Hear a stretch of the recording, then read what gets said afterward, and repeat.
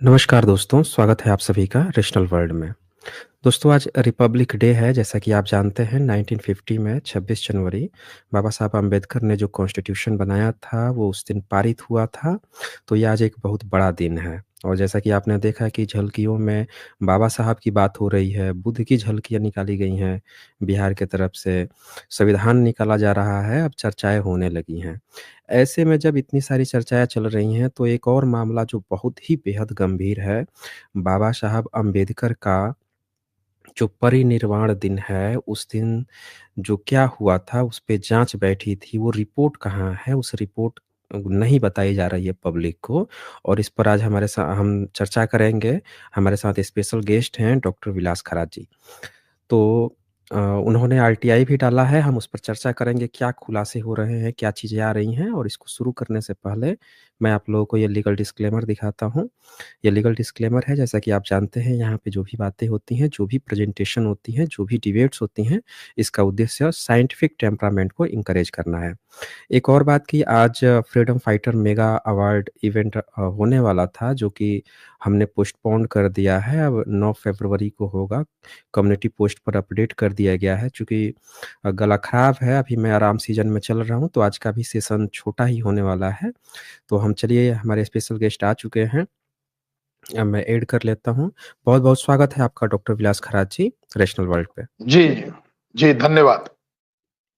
जी, तो सबसे पहले तो मैं आपसे ये जानना चाहता हूँ कि बाबा साहब अम्बेडकर की जो मौत है, परिनिर्वाण हम लोग कहते हैं, वो रिपोर्ट क्यों छुपाई जा रही है? ऐसा प्रयास 2009-10 में किया गया था। हमारे नागपुर के एक बड़ौले साथी हैं, उनके द्वारा एक आरटीआई डाला गया था भारत सरकार को कि डॉक्टर बाबा साहब अम्बेडकर का मृत्यु नैसर्गिक है या हत्या है। तब उनको घुमाते रहे, 10-12 डिपार्टमेंट में भेजते रहे। लोकसभा के अध्यक्ष को पूछा गया, गृह मंत्री को पूछा गया, प्रधानमंत्री को पूछा गया।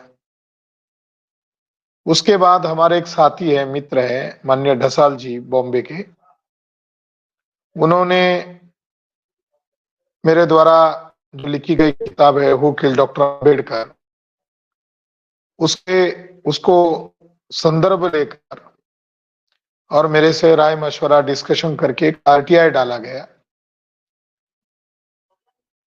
और आरटीआई में महत्वपूर्ण मुद्दे उठाए गए कि डॉक्टर बाबा साहब अम्बेडकर का मृत्यु नैसर्गिक हुआ है या उनकी हत्या हुई है। और भारत सरकार ने ही पार्लियामेंट के अंदर, नहीं ये नहीं है, भारत सरकार ने ही पार्लियामेंट के अंदर, ये अलग मुद्दा है। भारत सरकार ने ही पार्लियामेंट के अंदर डीआईजी सक्सेना आयोग गठित करने की घोषणा की गई थी।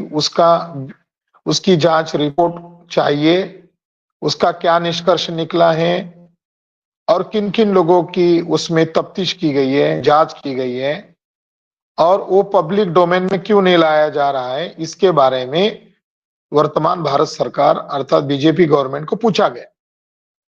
बीजेपी गवर्नमेंट ने जानकारी देने के लिए इधर उधर ही बहाना किए और आखिर में वो जानकारी हाइड किया। ये बहुत ही गंभीर मामला है। फिर बाद में ये मामला आरटीआई के कोर्ट में पहुंचा, जहां सूचना आयुक्त को जज अपना फैसला सुनाना है, क्यों जानकारी छुपा रहे हो। तो सूचना आयुक्त इस पर अपना फैसला सुना सकता है, वहां आरटीआई डालने वाले लोग अपना आर्गुमेंट कर सकते हैं ओरली लिखित में। तो जिसमें सूचना आयोग भी पकड़ में आ गया है और वह भारत सरकार को, मोदी गवर्नमेंट को प्रेशर नहीं कर पा रहा है कि डॉक्टर बाबा साहब अम्बेडकर के मौत का जांच आयोग, डीआईजी सक्सेना आयोग आखिरकार सार्वजनिक क्यों नहीं कर रहे हैं। ये आरटीआई बहुत ही महत्वपूर्ण है और आज संविधान दिन है, रिपब्लिक डे है और इस मौके पर भारतीय जनता को इस मामले में सचेत करने के लिए, जानकारी देने के लिए ये आज डिस्कशन किया जा रहा है। जी, आप जी, सुन जी। पा रहे हैं? तो हाँ, हाँ, हाँ। जी, जी। तो सरकार इस ऐतिहासिक जाँच रिपोर्ट को छुपाने की कोशिश कर रही है प्लस अ डॉक्टर अंबेडकर का ये जो मौत का सच है, इवन देखा जाता है नॉर्मल जगह पे भी अगर कोई नॉर्मल व्यक्ति भी है, उस पर भी अगर किसी तरह की जाँच बैठती है, तो वो रिपोर्ट सार्वजनिक की जाती है। यहाँ पे बाबा साहब अंबेडकर इतने बड़े आइकन हैं, फिर भी देश की जनता को क्यों वंचित किया जा रहा है? इसके पीछे क्या वजह हो सकती है, इतने बड़े मुद्दे को हाइड करने की? इसके पीछे जो आज जो दृष्टिकोण बताया जाता है कि कांग्रेस बीजेपी ये इनका बीच में झगड़ा है। ये बताया जाता है, ये नाटक किया जाता है कि बीजेपी कांग्रेस के खिलाफ है और कांग्रेस बीजेपी के खिलाफ है। है तो दोनों ब्राह्मणवादी। कांग्रेस का दीर्घकाल तक शासन रहा, कांग्रेस ने इस आयोग को छुपाया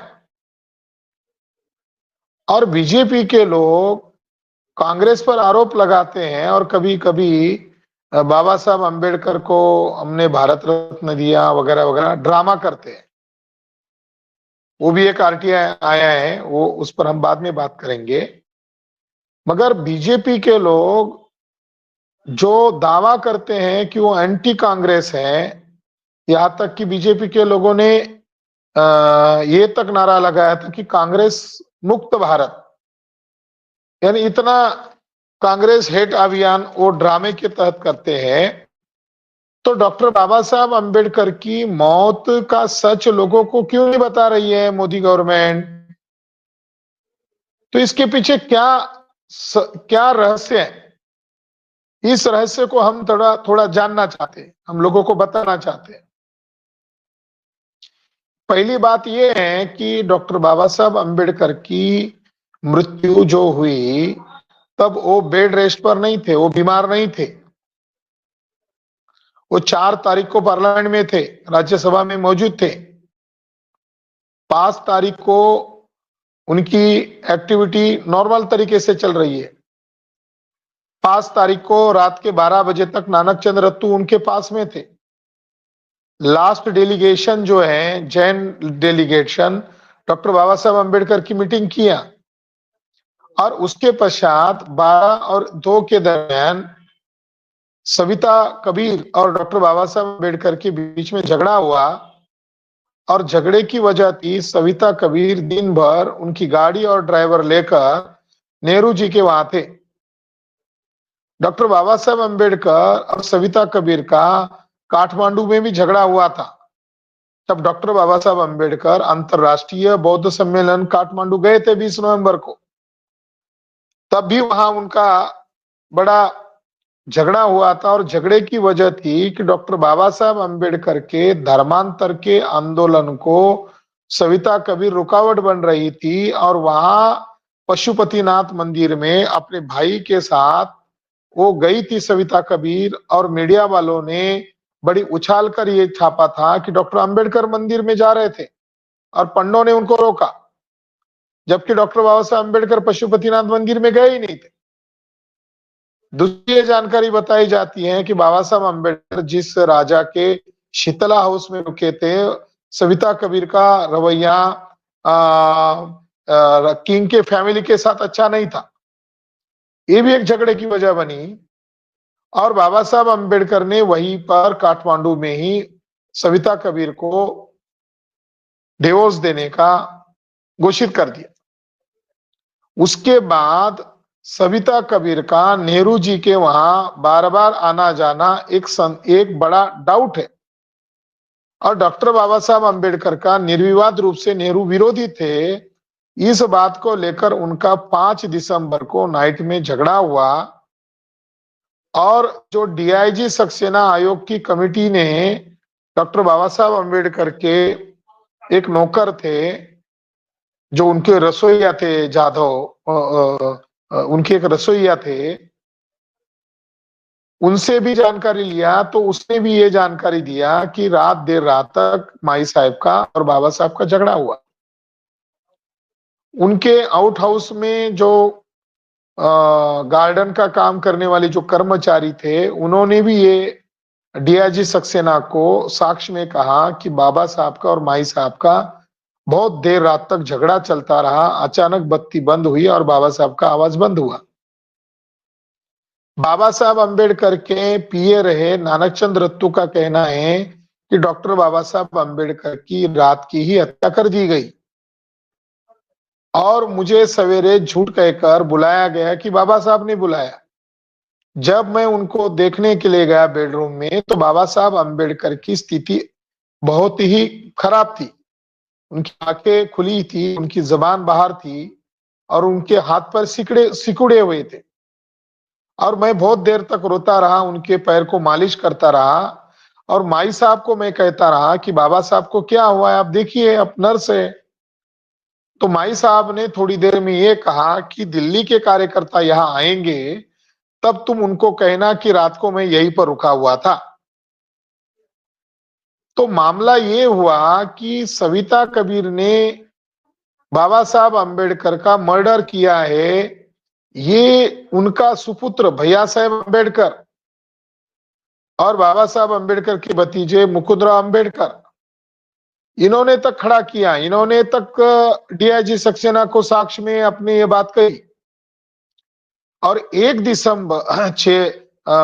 दिसंबर 1956 यानी साल का आखिरी तारीख और 1 जनवरी 1957 को अहमदनगर, महाराष्ट्र के अहमदनगर जिले में, जहां भीमा कोरेगांव नजदीक है, उस जगह पर 2 दिन की राष्ट्रीय बैठक हुई और उस बैठक में रिजोल्यूशन पास किए गए और उस रिजोल्यूशन में ये तक कहा गया कि डॉक्टर बाबा साहब अंबेडकर की मौत संदिग्ध है।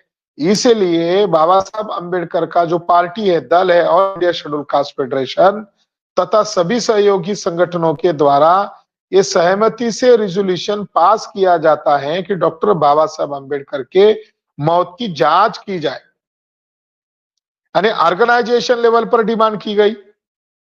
उसके तहत जो 7 एमपी चुनकर गए थे पार्लियामेंट के अंदर, उसमें बीसी कामले प्रमुख व्यक्ति थे। उन 7 लोगों ने 19 लोगों के हस्ताक्षर का एक डेलीगेशन लेकर गृह मंत्री और प्रधानमंत्री को मिले और डॉक्टर बाबा साहब अंबेडकर की मौत की जांच करने के लिए एक ज्ञापन सुपुर्द किया। ज्ञापन भारत सरकार ने, गृह मंत्री ने स्वीकार किया और पार्लियामेंट के अंदर गृह मंत्री ने इसकी घोषणा किया कि डिमांड करने वाले जो सदस्य है, वह सदस्य पार्लियामेंट के मेंबर होने के कारण उनका आग्रह है कि बाबा साहब अंबेडकर की मौत की जांच किया जाए। इसलिए डीआईजी सक्सेना आयोग की गठन की हम घोषणा करते हैं। ये हाउस के रिकॉर्ड में ये बातें दर्ज है, ये पार्लियामेंट में ये बातें दर्ज है। उसके साथ ही आयोग की घोषणा होते ही गोविंद वल्लभ पंत के द्वारा, गृह मंत्री के द्वारा घोषणा होती ही उस समय नए नए सांसद के तौर पर चुनकर गए थे वाजपेयी जी।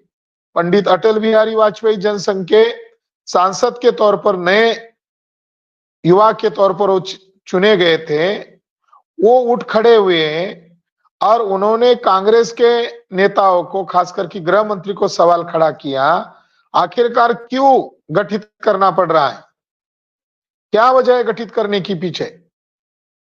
तो गृह मंत्री ने कहा कि यह डिमांड माननीय एमपी महोदय की है, उनका सम्मान करते हुए हमने गठन किया है। जबकि गृह मंत्री ने ये एक्स्ट्रा स्टेटमेंट दिया, जबकि अंबेडकर का मृत्यु नैसर्गिक हुआ है, फिर भी हम गठित कर रहे हैं। तो गृह मंत्री ने डॉक्टर बाबा साहब अंबेडकर का आयोग गठित करने की घोषणा करना और उसका कंक्लूजन भी डिक्लेयर करना कि उनका नैसर्गिक हुआ है, इसका क्या मतलब है। और कांग्रेस के लोगों पर, कांग्रेस के नेताओं पर बाबा साहब अंबेडकर के अनुयायियों का विरोध था, सारे लोग जानते थे। डॉक्टर बाबा साहब अंबेडकर की मृत्यु होने के पश्चात सविता कबीर को राज्यसभा का ऑफर दिया था नेहरू ने। इस वजह से देश भर के अंबेडकरवादी लोगों का यह राय था कि ये इसके पीछे नेहरू का हाथ है। तो नेहरू जी की इज्जत बचाने के लिए वाजपेयी रास्ते में बीच में क्यों आ गए? तो आज बीजेपी गवर्नमेंट वो डॉक्यूमेंट को डिस्क्लोज नहीं कर रही है, तो शायद वाजपेयी को बचाना चाहते होंगे। ये एक इंपॉर्टेंट बात है। जी। ओके। तो अच्छा, ये जो आरटीआई आप लोगों ने लगाया, उस आरटीआई में एक्चुअल सवाल आपने क्या पूछे थे और उनकी तरफ से रिस्पॉन्स क्या था? जी।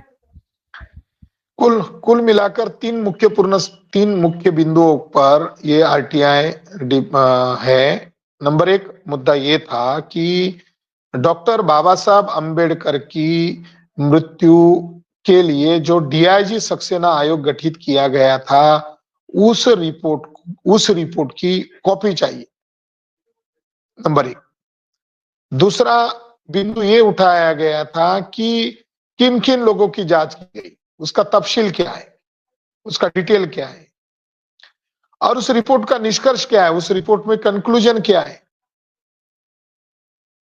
ये तीन मुद्दे इस आरटीआई में खड़े किए गए थे। बीजेपी गवर्नमेंट ने उन मुद्दों को घुमाने के लिए कभी अंबेडकर प्रतिष्ठान को भेजा गया, जबकि उसका इसके कोई संबंध नहीं है। डॉक्टर बाबा साहब अंबेडकर के साहित्य का हिंदीकरण करने वाले डिपार्टमेंट को ये भेजने की वजह क्या है? टाइम पास करने का। गृह मंत्री खुद अमित शाह है, अमित शाह को जवाब देना चाहिए था, अमित शाह ने टालमटोल कर दिया। तो इस आरटीआई से उनकी नीयत साफ हो रही है कि वो डॉक्टर बाबा साहब अंबेडकर के मृत्यु का जो रहस्य जिस आयोग में छुपा हुआ है, जिस रिपोर्ट में दफन है अभी भी, उस रिपोर्ट को सार्वजनिक नहीं करना चाहते हैं। जी। अच्छा, एक और सवाल हमेशा पूछा जाता है कि बाबा साहब अपने आखिरी दिनों को अगर देखें हम, बाबा साहब को दूसरी शादी करने की ज़रूरत क्यों पड़ी? इतना समय बीत चुका था और वो उससे उन्होंने कोई बच्चा भी नहीं पैदा किया। फिर भी ये दूसरी शादी की उनको क्यों ज़रूरत पड़ी थी? जहाँ से ये सारा खेल शुरू माना जा रहा है। जी। डॉक्टर बाबा साहब अंबेडकर के कई कार्यकर्ता हैं और जिन्होंने बाबा साहब अंबेडकर की ऑटोबायोग्राफी भी लिखी है, जिसमें से एक ऑथेंटिक पर्सन है जिनका नाम है सोनलाल शास्त्री जी। सोनलाल शास्त्री जी ने एक किताब लिखी है डॉक्टर बाबा साहब अंबेडकर के साथ 25 वर्ष। इस किताब में उन्होंने ये जो क्वेश्चन है, इस क्वेश्चन को एक फ्रेज में बताया कि छोटे लोग छोटी गलती करते हैं, बड़े लोग बड़ी गलती करते हैं। तो बाबा साहब अंबेडकर की ये शादी एक कॉन्स्पिरेसी थी, एक साजिश थी, एक षड्यंत्र था। माता रमाबाई की मृत्यु होने के पश्चात डॉक्टर बाबा साहब अंबेडकर शादी कर सकते थे।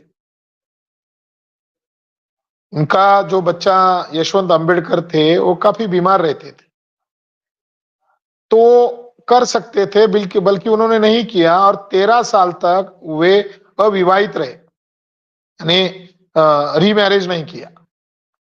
और 13 साल पश्चात सविता कबीर के साथ शादी क्यों किया? तो बीसी चांद, खैर मोड़े, रत्तू, शंकरानंद शास्त्री, सोनलाल शास्त्री, इन लोगों के दस्तावेजों से कुछ जानकारी सामने आई कि डॉक्टर बाबा साहब अंबेडकर को जो डायबिटीज बीमारी थी, उस बीमारी को मद्देनजर रखते हुए, ध्यान में रखते हुए, उनको ब्राह्मणवादी डॉक्टरों ने फंसाया और उनकी शादी एक ब्राह्मण लड़की से कराई। एक अब डॉक्टर बाबा साहब अंबेडकर के साथ अगर उस लड़की की शादी कराई जो ज्यादा उम्र वाली थी, कम उम्र वाली नहीं थी, तो फिर डॉक्टर मालवणकर का क्या रोल था? अगर सविता कबीर के ही साथ शादी रचाना था, तो डॉक्टर मालवणकर का क्या रोल था? डॉक्टर मालवणकर एक ब्राह्मण है। ओके। अच्छा, एक एक पॉइंट और इसमें मैं ऐड करना चाहूँगा कि ब्रह्मनिज़्म के अनुसार उस समय तो लड़कियों की शादी काफ़ी कम उम्र में हो जाया करती थी। तब तक सविता कबीर जो हैं, उतनी अधिक उम्र तक अविवाहित क्यों थी? और फिर उन्होंने शादी का कैसे प्लान बना लिया? जी।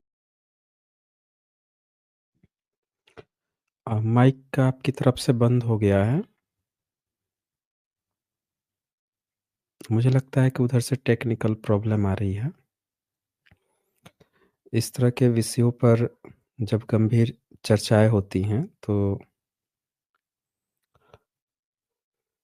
नेटवर्क प्रॉब्लम आता ही आता है, यह देखने को पहले भी मिला है।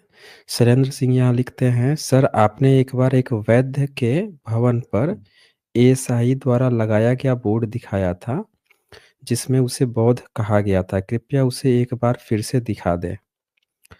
एक वैद्य के भवन पर, वैद्य मतलब जो धन्वंतरी वैद्य था ना, उसकी आप बात कर रहे हैं ना? तो जो गुप्ता एम्पायर पर हम लोगों ने धन्वंतरी पे हम लोगों ने एक स्ट्रीम की थी, राजीव पटेल जी के साथ इसी चैनल पे, उसमें भी दिखाया है हमने। और जब तक डॉक्टर विलास खरात जी जुड़ते हैं, तब फिर हम इस पर आगे चर्चा करेंगे। हाँ, डॉक्टर विलास जी यहाँ जुड़ चुके हैं, इसके बाद से मैं जी जी, मेरी आवाज आ रही है? आ रही है। मैंने बीच में एक पॉइंट और ऐड किया था, मैं फिर से रिपीट कर दूँ? सुन लिया था आपने? Yes yes yes yes. जी। डॉक्टर सविता तो कबीर डॉक्टर जी बाबा साहब, हाँ, हाँ। जी, बोलिए। हाँ हाँ, डॉक्टर सविता कबीर के संदर्भ में चांगदेव भवानराव खैरमुड़े जो बाबा साहब अंबेडकर के ऑथेंटिक चरित्रकारों में से एक माने जाते हैं, तो चांगदेव भवानराव खैरमुड़े ने जब ये जांच चल रही थी तब मिलकर ओरली उनको जो जांच में जो जानकारी चाहिए थी वो दे दी। वो देने के पश्चात उनको डाउट हुआ कि सरकार के द्वारा हमने जो बताया है वो छुपाया जा सकता है, तो उन्होंने दूसरे एक विस्तृत मेमोरेंडम डीआईजी सक्सेना आयोग को दिया था। उसमें इस सवाल का उन्होंने जवाब दिया है जो मेमोरेंडम नानक चंद रत्तू ने अपनी किताब में last few years with doctor Ambedkar इसमें एज इट इज छापा है। तो उसमें शादी करने की वजह क्या है? तो शादी करने की वजह मेडिकल वजह है, ये बताई गई। और सविता कबीर का एंट्री ब्राह्मणवादी लोगों ने उनके लाइफ में करवाया, कॉन्स्पिरेसी के तहत करवाया, उसमें बताया है। दूसरा, एक गायकवाड़ नामक एक व्यक्ति थे जो पूना के नजदीक तलेगांव दाभाड़े नामक एक एरिया है, पूना सिटी के नजदीक तलेगांव दाभाड़े एक एरिया है। वहां पर डॉक्टर बाबा साहब अंबेडकर ने 87 एकड़ एरिया लिया था। शायद उनको पीपल्स एजुकेशन सोसाइटी का कॉलेज वहां शुरू करना होगा, क्योंकि वहां एंशियंट बुद्धिस्ट गुफा है, या उनको कोई मॉनेस्ट्री वहां खड़ी करनी होगी, और वहां उनका एक बंगलो भी था, और वहां बंगलो के प्रीमाइसेस में कुआं भी था। अभी वो 87 एकड़ एरिया गायब है, और केवल वहां पर कुआं और डॉक्टर बाबा साहब अंबेडकर का बंगला उपलब्ध है। ये बड़ी सोचने वाली बात है कि 87 एकड़ एरिया कहाँ गायब हुआ। जब बाबा साहब अंबेडकर लेबर मिनिस्टर बने थे तब उन्होंने वो जगह ली थी। तो सविता कबीर का और डॉक्टर बाबा साहब अंबेडकर का लास्ट पीरियड में तलेगांव दाभाड़े में जो बंगलो है वहां पर उनका झगड़ा हुआ था, और उसका साक्षीदार एक गायकवाड़ नामक व्यक्ति थे, और उन्होंने भी डॉक्टर बाबा साहब अंबेडकर तलेगांव दाभाड़े में आते थे तब वो क्या क्या करते थे उनकी यादें उस किताब में लिखी थी। और जब मैंने हु किल डॉक्टर अंबेडकर का फर्स्ट वॉल्यूम पब्लिश किया था, और मैंने लोगों को अपील किया था कि आप लोगों के पास जो भी जानकारी हमें प्रोवाइड कीजिए, तो उस गायकवाड़ के ऑटोबायोग्राफी से मुंबई के प्रकाशक ने डॉक्टर बाबा साहब अंबेडकर और माई साहब अंबेडकर के झगड़े का चैप्टर माइनस किया था। और वो चैप्टर मुझे बाद में उपलब्ध कराया गया, जो डॉक्टर बाबा साहब अम्बेडकर के हत्या के दूसरे पहलू में मैंने उसको अपेंडिक्स में जोड़ा है, उसमें यह बात कही गई है। ये ऑथेंटिक स्रोत से मैं आपको बता रहा हूं। सविता कबीर बाबा साहब से लड़ते हुए कह रही है, झगड़ते हुए कह रही है कि आप लोगों के बाबा साहब हो, मैं क्या हूं, मैं एक ब्राह्मण हूं, एक ब्राह्मण औरत हूं, और आपके समाज के लोग ब्राह्मणों को कीमत नहीं देते, आप भी ब्राह्मणों को कीमत नहीं देते हो, आप ही का अनुकरण आपका समाज करता है। लज्जास्ताव मुझे माई साहब कहा जाता है, मगर मैं उनकी नजर में एक ब्राह्मण औरत हूं। मैं आपके साथ शादी करने वाली नहीं थी, नेहरू जी ने मुझे प्रेशर किया, इसलिए मैंने आपके साथ शादी की। तो उस रिकॉर्ड के आधार पर यह पता चलता है कि डॉक्टर बाबा साहब अम्बेडकर के साथ जो कॉन्स्पिरेसी की गई वो नेहरू जी के द्वारा की गई, और आखिरी दिन में जो बाबा साहब अम्बेडकर का झगड़ा हो रहा था, वो झगड़े में भी सविता कबीर और नेहरू जी के बार बार मीटिंग करने का, बार बार मिलने का जिक्र आता है। और इसकी वजह से ये बात सब प्रमाणित सिद्ध होती है कि नेहरू जी का डॉक्टर बाबा साहब अम्बेडकर के हत्या के साथ गहरा ताल्लुक है। जी। हम्म। एक बिल्कुल ये जो बात है ये बिल्कुल पचती नहीं है कि जिस समय ब्राह्मण अपनी बच्चियों की शादी बहुत कम उम्र में कर दिया करते थे, उस समय सविता कबीर बिना शादी के उस समय तक रही थीं और फिर वो बाबा साहब से शादी के लिए रेडी हो जाती हैं। वो भी तो ये बात ही अपने आप में अपच होती है, और बाकी इसके साथ क्या साजिशें जुड़ी हुई हैं, वो तो अब सामने आ ही रहा। हाँ, सविता खैर। कबीर ने जब उनके, जी, जी। हाँ, सविता कबीर के ऊपर जब ये आरोप लगाए गए थे कि उनके द्वारा ये षड्यंत्र किया गया, तो 1995 के बाद सविता कबीर ने अपनी ऑटोबायोग्राफी पब्लिश की है ठाना जिले से। उसका टाइटल है डॉक्टर अंबेडकर साथ के सहवास में। और उसमें शादी की वजह बताने का उन्होंने असफल प्रयास किया है, बहुत सारी बातें उसमें छिपाई है। मगर उस ऑटोबायोग्राफी में इतनी काल्पनिक और मनगढ़ंत बातें बताई गई है कि बाबा साहब अम्बेडकर को आत्मा मानने वाले बताया गया है। बाबा साहब अम्बेडकर ने कभी आत्मा नहीं माना। बाबा साहब हुँ, अम्बेडकर हुँ। सविताबाई को शरू के नाम से बोलते थे। बाबा साहब अम्बेडकर का और सविता कबीर का जो शादी हुआ, शादी के पहले 8 करस्पॉन्डेंट हुए, जो नानक चंद रत्तू ने remember and remembrance doctor Ambedkar, इस किताब में वो अपेंडिक्स में पूरे खत पब्लिश किए। उस खत से पता चलता है कि सविता कबीर किसी थर्ड पार्टी के द्वारा ऑपरेट की जा रही है, और सविता कबीर के चरित्र में नेहरू जी की भयंकर तारीफ की गई है, बहुत ज्यादा तारीफ की गई है, और बाबा साहब अम्बेडकर को जगह जगह पर अपमानित किया गया है। ये उस चरित्र से पता चलता है। जी। जी, बहुत शुक्रिया। और ये डीजी सक्सेना रिपोर्ट जो थी, तो ये रिपोर्ट बेसिकली बाबा साहब के परिनिर्वाण के कितने दिन बाद तक ये जाँच चली थी? और उसके बाद से कैसे इसको ठंडे बस्ते में डाला गया? इसका कुछ आप डिटेल्स बताइए? जी। लगभग 1 साल तक इसकी प्रक्रिया चलती रही, और 89 लोगों की साक्ष्य ली गई। कुल 89 लोगों की साक्ष्य ली गई, और 89 लोगों में से 87 लोगों का एक राय है कि सविता कबीर और डॉक्टर मालवणकर ने डॉक्टर बाबा साहब अम्बेडकर की हत्या की है। यानी 87 वर्सेस 2, ऐसा ये रिपोर्ट है।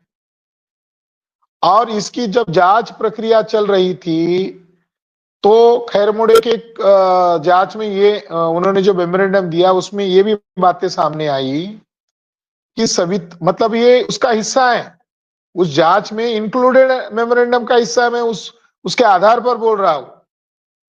डॉक्टर बाबा साहब अंबेडकर के डॉक्टर बाबा साहब अंबेडकर के निवास स्थान पर डॉक्टर मालवणकर जी थे। 5 दिसंबर को वो शाम को 5 बजे बाय फ्लाइट मुंबई चले गए और सवेरे 7 बजे सिद्धार्थ कॉलेज के अकाउंटेंट के पास पैसा लेने के लिए गए। एक आश्चर्य की बात है, ऐसा दिखा रहे थे जैसे मैं आया और मुझे कुछ पता नहीं है। ये उस मेमोरेंडम में लिखा है। और देर रात 2 बजे के आसपास माई साहब कबीर ने यानी सविता कबीर ने एक ट्रैंक कॉल डॉक्टर मालवणकर को किया और जिसमें सीक्रेट वर्ड में लिखा है वह गए। अब ये ट्रैंक कॉल पता नहीं चल रहा कौन गए, कहां पर गए, किस लिए गए। अगर बाबा साहब अंबेडकर की डेथ हुई है तो वो ट्रैंक कॉल बाबा साहब के बच्चे को करना चाहिए था, भैया साहब अंबेडकर को, या बाबा साहब अंबेडकर के नेतृत्व करने वाले किसी दूसरे महत्वपूर्ण साथी को करना चाहिए था, मगर सविता कबीर ने डॉक्टर मालवणकर को किया। तो ये बात उस रिपोर्ट में आई है। 87 लोगों ने साक्ष्य दिया है सविता कबीर और डॉक्टर मालवणकर के खिलाफ, जिसमें पार्लियामेंट के अंदर ये तक सवाल पूछे गए कि डॉक्टर बाबा साहब अंबेडकर के ऊपर सविता कबीर और डॉक्टर मालवणकर ने क्या ट्रीटमेंट किए हैं, क्या मेडिकल रिपोर्ट्स हैं, क्या मेडिकल दस्तावेज है, वो सार्वजनिक किया जाए। 1 साल तक मामला चलता रहा और पार्लियामेंट में रिपोर्ट तैयार होने के बावजूद उसको सार्वजनिक नहीं किया जा रहा था, पार्लियामेंट के पटल पर नहीं लाया जा रहा था। तब बीसी कामले जी ने इन हाउस के अंदर ये सवाल खड़ा किया कि और कितने देर तक हमें राह देखनी चाहिए। तो सरकार उस पर जवाब नहीं दे रही थी, तो 36 लोगों ने पार्लियामेंट का वॉकआउट किया। ये ऑन रिकॉर्ड है, पार्लियामेंट के हाउस के रिकॉर्ड की बात मैं बता रहा हूं। 36 लोगों ने पार्लियामेंट को पार्लियामेंट का बहिष्कार किया, वॉकआउट किया और उसकी खबरें आना शुरू हुआ कि अंबेडकर के मौत को लेकर घमासान चल रही है। तो नेहरू सरकार को लगा कि और ये आग देश विदेश में फैल जाएगी, अंबेडकर का प्रभाव आम जनता पर बहुत ज्यादा है, विदेश में भी बहुत ज्यादा है। तो इसलिए नेहरू सरकार ने दूसरे दिन गोविंद वल्लभ पंत ने रिपोर्ट की कॉपी हवा में दिखाकर पार्लियामेंट को, हाउस को दिखाया कि यह कॉपी है, रेडी है, मगर इसको हम सार्वजनिक नहीं कर सकते। बस इसका सार मैं बता रहा हूं, उनका मौत नैसर्गिक हुआ है। तो जो बाबा साहब अंबेडकर के अनुयायी थे उन्होंने कहा अगर नैसर्गिक है तो सार्वजनिक करो, आपकी बात पर हम यकीन क्यों करेंगे, आप कुछ छुपा रहे हो। तो नेहरू सरकार को और गृह मंत्री को हाउस में बहुत हंगामा हुआ, तो जवाब देना पड़ा। चलो हम आपको दिखा सकते हैं, मगर बाबा जो डिमांड कर रहे हैं उनको नहीं दिखा सकते, पार्लियामेंट के 2 महोदय को दिखा सकते, 2 एमपीज को दिखा सकते हैं। एक का नाम था कॉमरेड श्रीपाद अमृत डांगे, कम्युनिस्ट ब्राह्मीण, और दूसरा नाम था कॉमरेड पै। तो इसमें कम्युनिस्ट लोगों को आगे किया गया और वो जाति से चितपावन ब्राह्मण थे। तो पार्लियामेंट में क्या कॉमरेड डांगे डॉक्टर बाबा साहब अंबेडकर के शिष्य थे क्या? कॉमरेड पै बाबा साहब अंबेडकर को मानने वाले थे क्या? डॉक्टर बाबा साहब अंबेडकर ने प्रथम लोकसभा चुनाव होने के बाद उनके साथ जो धोखेबाजी हुई, तो जो केस किया है चुनाव आयोग पर और नेहरू के ऊपर, तो उसमें डांगे और मेहता के ऊपर भी है। डांगे और मेहता ने डॉक्टर बाबा साहब अंबेडकर को वोट देने की बजाय उसको सड़ाओ, उसको वोट मत दो, ऐसा घृणा अभियान चलाया और नेहरू के साथ कॉन्स्पिरेसी की गई और नेहरू के कहने पर ही कम्युनिस्ट ब्राह्मणों ने नेहरू का साथ दिया और डॉक्टर बाबा साहब अंबेडकर को हराया। डांगे डॉक्टर बाबा साहब अंबेडकर के घोर विरोधी थे। घोर विरोधी व्यक्ति को रिपोर्ट दिखाने का क्या मतलब है? तो इस तरीके से उस रिपोर्ट की बात को पार्लियामेंट के अंदर विरोधी लोगों ने मिलकर, कांग्रेस ब्राह्मण, डांगे ब्राह्मण और वाजपेयी ब्राह्मण, कांग्रेस, जनसंघ और कम्युनिस्ट पार्टी के ब्राह्मणों ने मिलकर इस रिपोर्ट को दबाया और वह अभी भी दबाने का काम कर रहे हैं। जी। किसी भी हत्या के लिए वजह होना ज़रूरी है। तो भारत में तो वैसे भी बहुत सारे धर्म, मज़हब हैं। क्या ये वजह काफ़ी थी कि बाबा साहब बुद्ध धर्म का प्रचार-प्रसार करना चाहते थे? मैंने जी। उसका संशोधन किया तो मैंने 3-4 वजह उसमें बताई है। नंबर 1, जो आप जिस बात की हुँ, हुँ। तरफ संकेत कर रहे हैं वो वजह है ही, वो प्रमुख वजह है। डॉक्टर बाबा साहब अम्बेडकर ने काठमांडू में 20 नवंबर को जब वो वहां पहुंचे थे और उन्होंने वहां बुद्धिज्म और अहिंसा इस विषय पर बात करना था, मगर उन्होंने Buddhism and Karl Marx, Buddha और कार्ल मार्क्स इस विषय पर बात किया था। और वो स्पीच बहुत ही हिस्टोरिकल है। एक ढंग से बाबा साहब अम्बेडकर विश्व नेता है। बौद्ध राष्ट्र कम्युनिज्म के लपेट में आ रहे थे, जो टोटली गलत था। बुद्धिज्म की आइडियोलॉजी डिस्ट्रॉय करने वाला मामला था। तो कम्युनिज्म को त्यागना बौद्ध राष्ट्रों के लिए कितना जरूरी है, ये वो महत्वपूर्ण स्पीच था। वो सम्मेलन के पश्चात उनकी बौद्ध राष्ट्रों के डेलीगेट्स के साथ, प्रमुख नेताओं के साथ मीटिंग हुई। उस मीटिंग में उन्होंने ये घोषणा किया, ज्यादा देर नहीं, बस 2 साल तक मैं और जिंदा रहूंगा, मुझे यकीन है, तो मैं भारत को बौद्धमय करके ही मरूंगा, दम लूंगा। एक भंते ने अपनी इसमें डायरी में नोट किया है और भिक्खु सुमेध ने अपने ऑटोबायोग्राफी में इसका जिक्र किया है कि बाबा साहब का वो बयान भिक्खु लोगों में चर्चा का मुद्दा बना था कि क्या डॉक्टर बाबा साहब अम्बेडकर का ये बयान आखिरी बयान न बन जाए, उनकी इस वजह से हत्या न की जाए। तो डॉक्टर बाबा साहब अम्बेडकर की मौत की मुख्य वजह है भारत में बौद्ध धर्म का पुनर्जीवन करना, उसको पुनर्स्थापित करना। 14 अक्टूबर अशोक विजयादशमी 1956 को नागपुर में 7-8 लाख लोगों के बीच में प्रथम धम्म दीक्षा का कार्यक्रम हुआ और बहुत ही सफल रहा। उसके बाद 16 दिसंबर को मुंबई में वो करने वाले थे लाखों का धर्मांतर की सभा, और 6 दिसंबर को उनकी मौत हुई। तो ये सरकमटेंसेस एविडेंस ये बता रहा है कि 16 दिसंबर के पहले उनकी मृत्यु कैसे हुई, जबकि वो 4 दिसंबर को पार्लियामेंट में उपस्थित है। एक वजह ये है। दूसरी वजह है कि डॉक्टर बाबा साहब अम्बेडकर ने ओबीसी लोगों के लिए इस्तीफा दिया पार्लियामेंट इस लॉ मिनिस्टर का। और डॉक्टर बाबा साहब अम्बेडकर 1957 के चुनाव के लिए देश भर के कांग्रेस विरोधी लोगों को और खास करके पिछड़े वर्ग के लोगों को इकट्ठा करके चुनाव लड़ना चाहते थे। और ओबीसी को जगाने में डॉक्टर बाबा साहब अम्बेडकर, उनकी जनगणना का मुद्दा हो या उनके रिजर्वेशन का मुद्दा हो, ओबीसी की जनगणना का मुद्दा और ओबीसी के रिजर्वेशन के जन्मदाता डॉक्टर बाबा साहब अम्बेडकर है। तो ओबीसी के मुद्दों को राष्ट्रीय पटल पर बाबा साहब अम्बेडकर लाने में कामयाब हो रहे थे। इस वजह से भी डॉक्टर बाबा साहब अम्बेडकर की मौत हुई, हत्या की गई। और तीसरी वजह थी कि कांग्रेस का विरोधी, सशक्त विरोधी दल शेड्यूल कास्ट फेडरेशन था। और 57 के चुनाव के बाद doctor Baba Saheb Ambedkar broad in the base Republican party of India की स्थापना करने वाले थे, जिसमें सभी नॉन ब्राह्मीण लोगों को इकट्ठा करके एक बड़ा ताकतवर फ्रंट खड़ा करने वाले थे। और डॉक्टर बाबा साहब अम्बेडकर की अगर हत्या नहीं होती तो next PM doctor Baba Saheb Ambedkar ही रह सकते थे। इस वजह से उनकी हत्या की गई।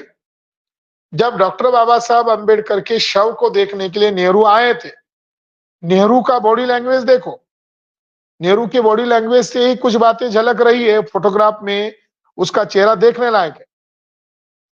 उसके साथ एक मंत्री आए थे, एक एमपी आए थे जिसका नाम है काजरोलकर। वही काजरोलकर थे जो मुंबई से डॉक्टर बाबा साहब अम्बेडकर के खिलाफ कांग्रेस ने खड़े किए थे।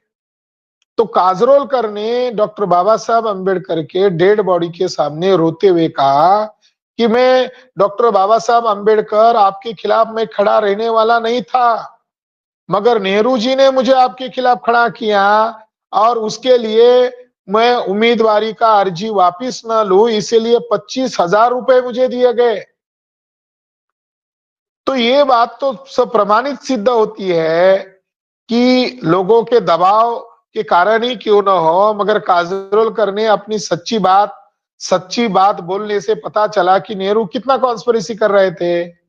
तो डॉक्टर बाबा साहब अम्बेडकर की हत्या धर्मांतर तो है ही, मगर doctor Baba Saheb Ambedkar parliamentary system के जनक है, डेमोक्रेसी के जनक है, डेमोक्रेसी के संविधान के निर्माता है, और संविधान को सही ढंग से लागू करने का और देश के लोगों को न्याय देने का उनका जो रोल था, उसको ध्यान में रखकर उनकी हत्या की गई। ये हत्या सविता कबीर और डॉक्टर मालवणकर के द्वारा अंजाम दी गई, मगर ये मर्डर करवाने के पीछे खुद पंडित जवाहरलाल नेहरू, आरएसएस, जनसंघ और कम्युनिस्ट पार्टी के ब्राह्मणों का डायरेक्ट इन्वॉल्व था। ये मेरा निष्कर्ष बना हुआ है। जी।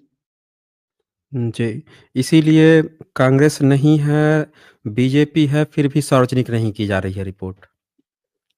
यस। जी। अच्छा, यहाँ पे कुछ लोगों की प्रतिक्रियाएँ आ रही हैं, उसको भी एक बार देख लेते हैं। शैलेंद्र जी, आपने वो इंस्क्रिप्शन पूछा था कि किस पे धन्वंतरी का दिया हुआ है। ये मैंने इंस्क्रिप्शन ओपन कर दिया, आरोग्य विहार बिहार में मिला है, गुप्ता पीरियड का है। साफ-साफ यहाँ पे भिक्षु शब्द इस्तेमाल किया गया है, बुद्धिज़्म का है ये। आप इसको देख लेना।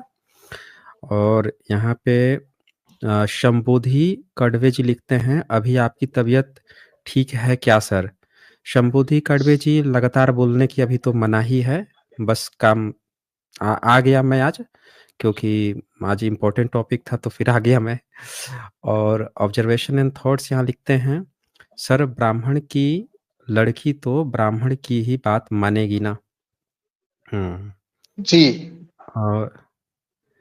और चंद्रशेखर उर्दे लिखते हैं, डॉक्टर बाबा साहब अम्बेडकर के अंगरक्षक रहे भालचंद्र लोखंडे ने भी बाबा साहब के मृत्यु पर सविता कबीर उर्फ माई साहब पर आरोप लगाया है और 2 ग्रंथ भी लिखे हैं। अच्छा जी, ओके। जी, बाद में उसके बदले में उनको जेल में भी डाला गया था। अच्छा, ओके। भालचंद्र लोखंडे ही पहले व्यक्ति थे जिन्होंने खुलकर लिखा था, जो समता सैनिक दल के उस समय के बाबा साहब के अंगरक्षक थे, और ब्राह्मणवादी लोगों ने उनके ऊपर झूठा इल्जाम लगाकर कुछ साल तक उनको जेल में भी डाला था। ओके। और रागिनी जी यहाँ लिखती हैं, धन्यवाद sir, always spreading light of truth. जी, शुक्रिया आपका रागिनी जी। और किसी के पास अगर कोई प्रश्न है तो आप पूछ सकते हैं। सेशन छोटा है तो हम लोग फिर वाइंड अप भी करेंगे। एक जो लास्ट में एक आरटीआई है जिसको दिखाना बहुत जरूरी है। अभी पार्लियामेंट के अंदर जो आपने शुरू में दिखाया था, एक पन्ने का है। पार्लियामेंट के अंदर गृह मंत्री अमित शाह ने ये कहा था कि कांग्रेस कितनी घोर विरोधी थी डॉक्टर बाबा साहब अम्बेडकर की, कि उन्होंने बाबा साहब अम्बेडकर को जीते जी छला और उनको मरने के उपरांत भी भारत रत्न पुरस्कार नहीं दिया, हम लोगों ने दिया। अमित शाह कह रहे हैं कि बीजेपी वालों ने डॉक्टर बाबा साहब अम्बेडकर को भारत रत्न पुरस्कार दिया। तो अमित शाह के बयान को आधार बनाकर हमने हाउस को पूछा, भारत सरकार के राष्ट्रपति भवन को पूछा कि डॉक्टर बाबा साहब अम्बेडकर को किसने दिया अवार्ड, क्या बीजेपी ने दिया या किसने दिया? तो उन्होंने कहा कि बीजेपी ने नहीं दिया है। अच्छा, यानी ये कितनी झूठ, देश का गृह मंत्री इतना झूठा बोलता है। डॉक्टर बाबा साहब अम्बेडकर को भारत रत्न अवार्ड जो है वो एक क्षत्रिय व्यक्ति ने दिया है, जो देश के प्रधानमंत्री थे।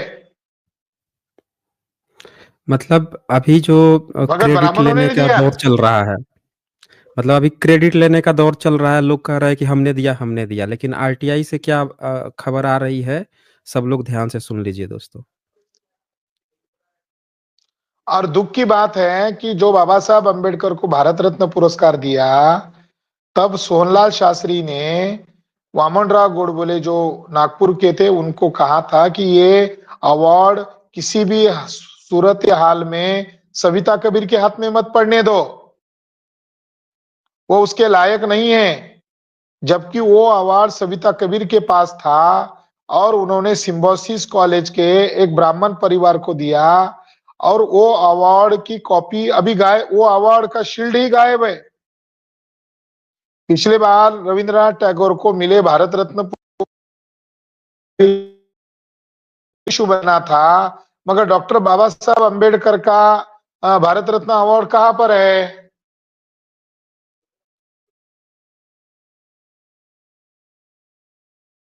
भारत रत्न अवार्ड का शील्ड कहां पर है? वो आप गायब, वो आज गायब है। बहुत ही शर्मजनक बात है जी। जी, तो देखा साथियों किस-किस तरह की इन्फॉर्मेशन जो है वो छुपी हुई हैं, आम जनता नहीं जानती है और कोई भी कुछ भी बोल दे रहा है। सब लोग क्रेडिट लेने के चक्कर में लगे हुए हैं। भले ही उसके पीछे की कहानी कुछ और हो, लेकिन देखिए आरटीआई से क्या-क्या खुलासे हो रहे हैं। साफ-साफ यहाँ पूछा भी गया है कि Bharatiya Janata party BJP is क्या है? प्रेडिसेसर। तो उसमें ये रिपोर्ट में यहाँ साफ-साफ इसमें जो आया है, Bharat Ratna made by the prime minister to the president, no format recommendation are necessary. खैर, चलें और किसी के पास अगर कोई प्रश्न है तो आप लोग पूछ सकते हैं यहाँ पे और अन्यथा फिर हम लोग इसको क्लोज़ ही करेंगे। कोई तो ब्राह्मण ठीक है। आ सकता है? भाई किसी को अगर डिबेट करना हो मैं तो बिल्कुल सरेंडर हूँ। जिसको भी डिबेट करना है आ जाए और सीधे मैं डायरेक्ट डॉक्टर प्रशांत जी से डायरेक्ट डिबेट कर ले। कोई भी ब्राह्मण हो और 100% रिजर्वेशन दिया गया है। बड़ी रोते रहते हैं ना ये रिजर्वेशन रिजर्वेशन। तो हमारे चैनल पे हम लोगों ने ब्राह्मणों को 100% रिजर्वेशन दे दिया है। पिछले 77 साल से उनको जो आदत पड़ी है, 1000 साल से 100% रिजर्वेशन की, वो पूरी सुविधा हमारे यहाँ दी जाती है।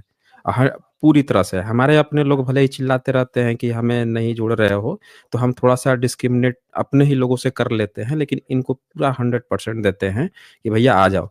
तो कहाँ है भाई कोई सुदामा हो तो आ जाएँ, जुड़ जाएँ और जुड़कर कर ले डिबेट भाई। हुँ?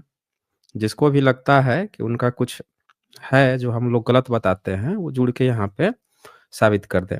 यहाँ पे सकुशल सिद्धार्थ लिखते हैं, सर मुझे प्राउड है कि मुझे बुद्धिस्ट परिवार में जन्म हुआ। मेरे पापा ने अपने मौसेरे भाई को साहचर्नी चैनल को दिखाया, अब वो पूर्ण रूप से बुद्धिस्ट है। अच्छा जी, बहुत शुक्रिया आपका, सकुशल सिद्धार्थ जी। और फिर यहाँ पे ज्ञान शेयर यहाँ लिखते हैं, sir I am writing a small compendium on Buddhist books like Dhampada and all. Important people, place and suttas will be included as notes. अच्छा जी, बढ़िया है। तो साथियों मैं फिर से बता दूं कि freedom fighter mega event award जो है वो हम लोग फिर 9 फरवरी को या उस दौर में करेंगे। अपडेट कर दूंगा मैं कम्युनिटी पोस्ट पे। आज मैं कराना चाहता था, मैं उसमें समय देना पड़ता है। जी, मैं जी। एक लास्ट मुद्दा बताना चाहता हूँ। ओकेजन है रिपब्लिक डे का, हुँ, हुँ, हुँ। कि उत्तर भारत में ये खबरें अब ये आम खबर हो गई है। वसंत पंचमी के दिन भारत का यानी हिंदू राष्ट्र का नया संविधान आने वाला है। यानी 26 जनवरी हाँ, के ये न्यूज़ मौके को ये ध्यान। आपकी साउंड चली गई है। आपकी साउंड च हाँ अभी हाँ क हाँ, ये जी जी न्यूज़ जी। आ रही है, बहुत सारी इस तरह की न्यूज़ आ रही है कि हिंदू राष्ट्र ये लोग वो कर रहे हैं।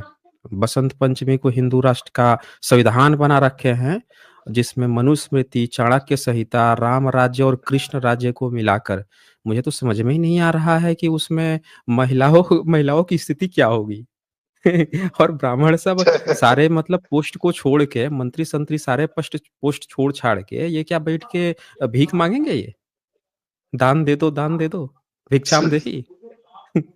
और सारे आईआईटीज तो एनआईटीज उस ट्रिपल एम बंद करके वो दे दिया जाएगा इनको, लाठी पकड़ के जनेऊ पहन के भीख मांगते फिरेंगे ये चारों बगल। जी जी। तो ये खबरों को प्रमुख लीडिंग खबर भारत के मीडिया ने हाँ, बनाया। आप अगर जुड़ सकते हैं तो उसको कंटिन्यू कर सकते हैं। अच्छा, इसके बाद से यहाँ पे एडवोकेट अश्विनी कालसान लिखते हैं, सर दोबारा शादी करके बाबा साहब ने क्या गलती की थी? अच्छा, वो जुड़ते हैं तो मैं उनसे पूछ लेता हूँ ये सवाल। और मदन जी लिखते हैं, खरात सर जब ये बात स्पष्ट है कि बाबा साहब की हत्या बुद्ध धम्म की वजह से हुई है, तो बामसेफ बुद्ध धम्म का प्रचार तेजी से क्यों नहीं कर रहा है? अच्छा मदन जी, बामसेफ छोड़ चुके हैं। खरात जी वामसेप छोड़ चुके हैं, पर वो जुड़ते हैं तो मैं उनसे ये प्रश्न का जवाब ज़रूर दिलवाऊँगा, वो खुद बताएँगे। मीडिया के द्वारा उस खबरों को राष्ट्रीय खबर बनाकर उछालना और देश का प्रधानमंत्री, देश का राष्ट्रपति इस पर चुप रहना, ये क्या मामला है? अगर ब्राह्मण कह दे कि हम नया हिंदू राष्ट्र का संविधान बनाने वाले हैं और देश का जो सर्वोच्च पद है राष्ट्रपति का, देश का जो सर्वोच्च पद है प्रधानमंत्री पद का, जो देश की संविधान की कसम खाकर उस ओहदे पर बैठे हुए हैं, उनके द्वारा चुप्पी साधना, इसका मतलब ये है कि बीजेपी के लोग संविधान द्रोह कर रहे हैं। भारतीय संविधान को बदलने की बात करना यह संविधान द्रोह है, जिससे देश का माहौल खराब करने का यह मामला है। और दिल्ली के चुनाव को ध्यान में रखकर यह स्टेटमेंट दिया है, ऐसा मुझे लगता है, ताकि दिल्ली के चुनाव को प्रभावित किया जा सके, क्योंकि दिल्ली भारत की राजधानी है और दिल्ली के चुनाव अभी चल रहे हैं। वो एक इसके पीछे मकसद है, मगर बीजेपी के लोग और आरएसएस के लोगों का ये तो मुख्य एजेंडा है ही कि भारत के संविधान को नहीं मानना है। फरीदाबाद के मीटिंग में लेफ्टिनेंट कर्नल पुरोहित ने कहा था कि हम भारत के संविधान को मानेंगे, नॉकिंग डाउन, और मनुस्मृति आधारित संविधान हम बनाने वाले हैं।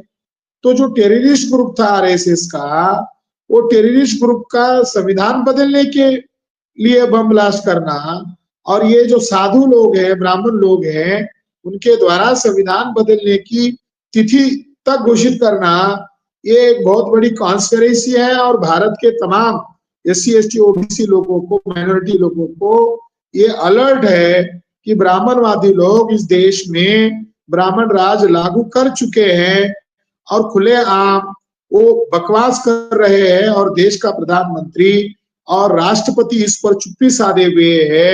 ये बहुत बड़ी साजिश है।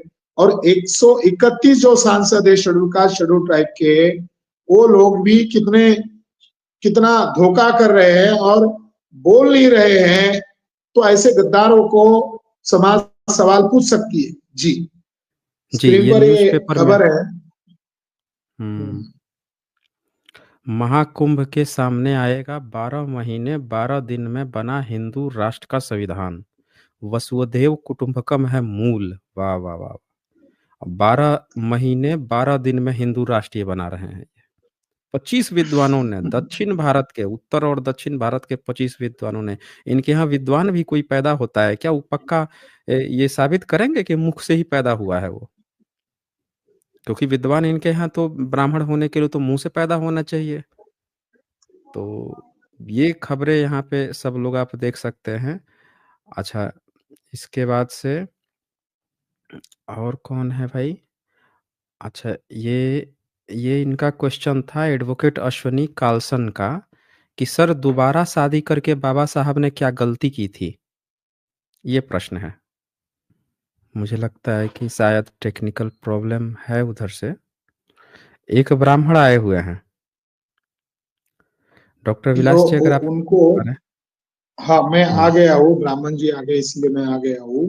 आपको अच्छा इन मैंने एक एक सीक्रेट, मुझे एक साथी ने जानकारी भेजी है, वो पंडित जी जाने हुँ, के बाद वो दिखाई है, यानी देश की क्या हुँ, स्थिति है इसके बारे में लोगों को जगाया जा सकता है। पंडित जी को पहले बुलाइए। इनको मैं जोड़ लेता हूँ। हाँ जी। केदारनाथ ब्राह्मण, बताएं क्या आपके प्रश्न है? केदारनाथ ब्राह्मण, आवाज आ रही है? आवाज आ रही है आवाज आ आपकी। रही है मेरी?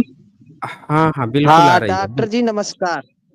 हाँ बोलिए, अपना रखिए, डॉक्टर जी प्रश्न रखिए। केदारनाथ नमस्कार। जी आपका पूरा नाम? केदारनाथ जी आपका पूरा नाम? मेरा योगेश उपाध्याय है।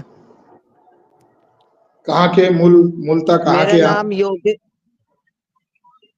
मैं उत्तर प्रदेश का हूँ। कौन से जिले के हैं? जी, कौन झांसी से का। जिले के हैं? झांसी झांसी। हाँ बोलिए उपाध्याय जी, बोलिए। हाँ तो डॉक्टर साहब मैंने आपकी कई बार प्रवचन सुने हैं। आप जनता को बताते हैं कि ब्राह्मण मैं विदेशी हैं। प्रवचन नहीं देता हूँ उपाध्याय जी, मैं प्रवचन नहीं देता हूँ। मैं कोई साधु नहीं हूँ, मैं प्रवचन नहीं देता हूँ। मैं भाषण देता हूँ, प्रवचन नहीं देता हूँ। अपना बात जी। रखिए केदारनाथ। केदारनाथ, आपको जो बात रखनी है वो रखे ना। हाँ मैं ये कहना चाहता हूँ, जब हम विदेशी हैं तो हमें निकाल दो, हमारा इंतजाम कर दो निकालने का। हमें कौन से आपको देश कैसे पता में। चला आप विदेशी है? आपको कैसे पता चला आप विदेशी, उपाध्याय जी? नहीं, आप बोलते हैं ना कि विदेशी हैं, ब्राह्मण विदेशी हैं, डीएनए नहीं मिलता है। मैंने आपकी हाँ तो कई ये बार। बात सच है ना। ब्राह्मणों का जो डीएनए है वो भारत के लोगों के साथ मेल नहीं खाता। ब्राह्मणों का डीएनए R1A1 है और भारत के तमाम बहुजनों का डीएनए L3MN है। दो अलग अलग है कि नहीं? और ब्राह्मणों का जो डीएनए है वो वेस्ट यूरेशिया के साथ मिलता है। वेस्ट यूरेशियन है आप ब्राह्मण मत कहिए अपने आप को, वेस्ट यूरेशियन। तो आप मोहन भागवत को दरख्वास्त क्यों नहीं करते हो कि हमें अपने मुल्क में लेकर चलो? हमारी सत्ता आएगी तो हम इस पर विचार करेंगे उपाध्याय जी। नहीं, मगर सत्ता आप तो भले आपकी है। ब्राह्मण हैं, आप इस बात को स्वीकृति दे रहे हैं, आप विदेशी, आप भले ब्राह्मण हैं। नहीं, सत्ता तो आपकी है, हमारी कहाँ है। राष्ट्रपति तो आपकी है, और वो तो मंदिर में भी जाती हैं, वो तो कभी नहीं विरोध करती। लीजिए, ये अच्छा, बता रहे हैं कि राम मंदिर कोविंद जी जाती को हैं। राम कोविंद जी को मंदिर की सीढ़ियों से धक्का मार के क्यों निकाल दिया? जगन्नाथ मंदिर में राम कोविंद जी के साथ धक्का मुक्की क्यों किया? बताओ उपाध्याय जी। और यही नहीं, इन्होंने तो जो वो थी, अब राष्ट्रपति हैं, उनको तक को बोला कि झाड़ू पोछा के लिए भीतर घुसने देते हैं जगन्नाथ मंदिर में। और बोल रहे हैं कि मंदिर जी जाती हैं। जी। क्यों केदारनाथ? नहीं, आपने मंदिर जाती हैं, हाँ। प्रणाम करती हम्म हैं। वो मुझे तो हम्म डॉक्टर साहब जी ये बताइए गर्भगृह कि में, वो गर्भगृह में घुसने दिए थे? वो गर्भगृह में घुसने हिंदू दिए है थे या उनको? नहीं है। तो उनका फिर शुद्धिकरण नहीं काहे ये करवाएं आप? हम्म श्रीमती अगर हिंदू द्रौपदी थी, मुर्मू जी आपका, भारत आइए की बताइए माननीय कि राष्ट्रपति आपने हैं। मोदी जी का आपने शुद्धिकरण कराया था? बताइए। अटल बिहारी वाजपेयी का शुद्धिकरण कराया था आपने? आपने, राष्ट्रपति जो थी उन्हीं का वीडियो वायरल हुआ। ऐसा क्यों किया आपने? यही बता दीजिए, अगर हिंदू थी तो वो। नहीं, ऐसा तो कोई डेटा उपलब्ध नहीं है जो शुद्धिकरण अच्छा। किया हो। ऐसा तो अच्छा, ऐसा हमने कोई कभी नहीं डेटा नहीं ब्राह्मणों सुना। के अवेलेबल है। धर्म ग्रंथ में महिलाओं को मंदिर में प्रवेश वर्जित है। ये इनको जानकारी नहीं है ना इनको। अभी 2023 में रिपोर्ट आई थी। 2023 में कि विधवा महिला जो है, विडो महिला जो है, उसको अब मंदिर में घुसने देना है। Window allow in temples. रुकिए, मैं दिखाता हूँ इनको। इनको उपाध्याय जी को दिखा दीजिए, थोड़ा उपाध्याय जी के दिमाग में प्रकाश पड़ेगा। इनको जानकारी नहीं है अभी। ये रिपोर्ट है ये, कि इन्होंने क्या कर रखा था अपने उसमें, बैन लगा रखा था। कोर्ट में महिलाएं लड़ी हैं, केस लड़ी हैं।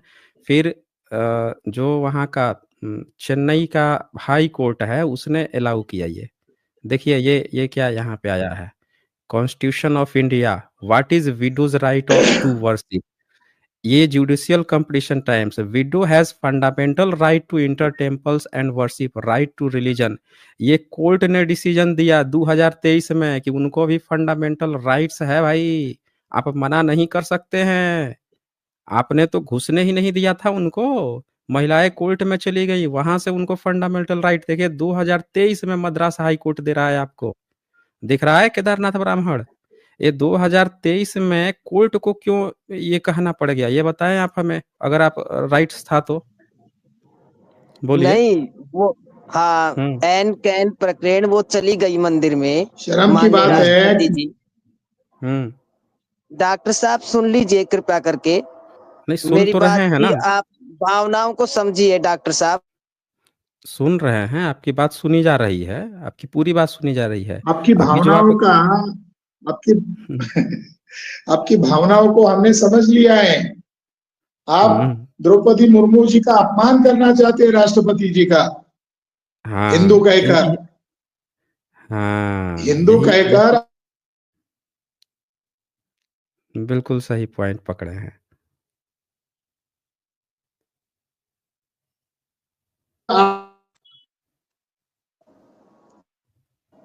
तकनीकी समस्या है। जी देखिए डॉक्टर और साहब, कुछ बोलना है आपको? हाँ, एक बात मैं और गंभीर चर्चा के ऊपर जो बहुत संवेदनशील मुद्दा ये उठा रहे थे कि इन्होंने पंडित जी अटल बिहारी वाजपेयी का भी नाम लिया, पंडित जी कांग्रेसी ब्राह्मण जवाहरलाल हैं नेहरू। आप कांग्रेसी क्या जी? ब्राह्मण हैं? कांग्रेसी ब्राह्मण हैं? नहीं, मैं तो किसी पार्टी का सदस्य नहीं हूँ।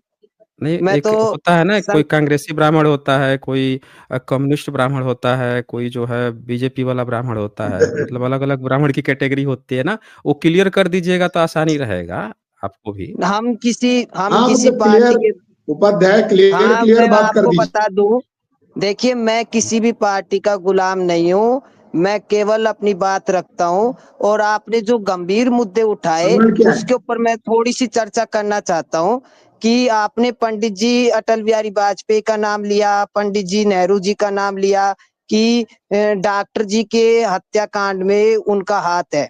ये बहुत संवेदनशील मुद्दा है, आपको चर्चा करनी चाहिए इसके ऊपर, इसको पूरे भारत में फैलाना चाहिए जिससे कि ब्राह्मण लोगों को भी जागरूकता हो, जो आपके बारे में जो संवेदनाएं रखते हैं वो पता चले कि आप लोग कैसे हैं।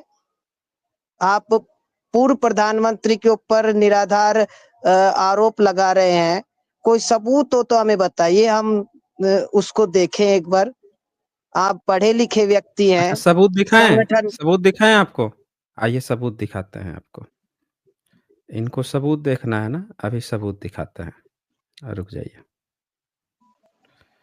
ये आपके इनके हैं ये शंकराचार्य, उनको दिखाते हैं सीधे। ये हैं इनके शंकराचार्य, और जरा आपके शंकराचार्य क्या बोल रहे हैं ये जरा ध्यान से सुनिए, और सुन के जरा बताइए हमें कि क्या कह रहे हैं ये। एक मिनट, बराबर। ये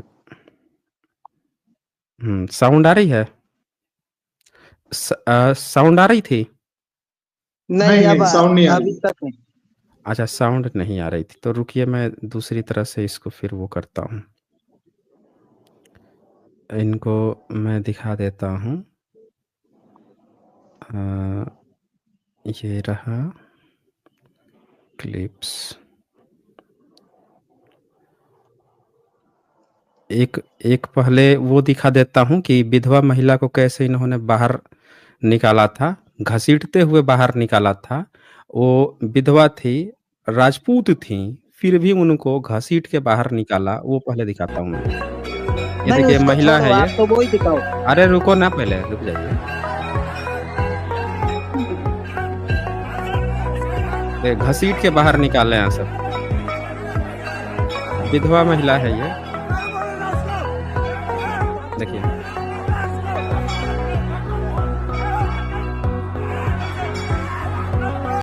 तो ये एक था जुगल किशोर मंदिर में जन्माष्टमी पूजा के गर्भगृह जबरन बाहर निकाला, विधवा थी ये। एक तो ये हुआ, और दिखाता हूँ मैं आपको, मेरे पास तो पूरी लिस्ट है ना, आपको सबूतों की मैं झड़ी लगा दूंगा, आप देखते जाएं बस।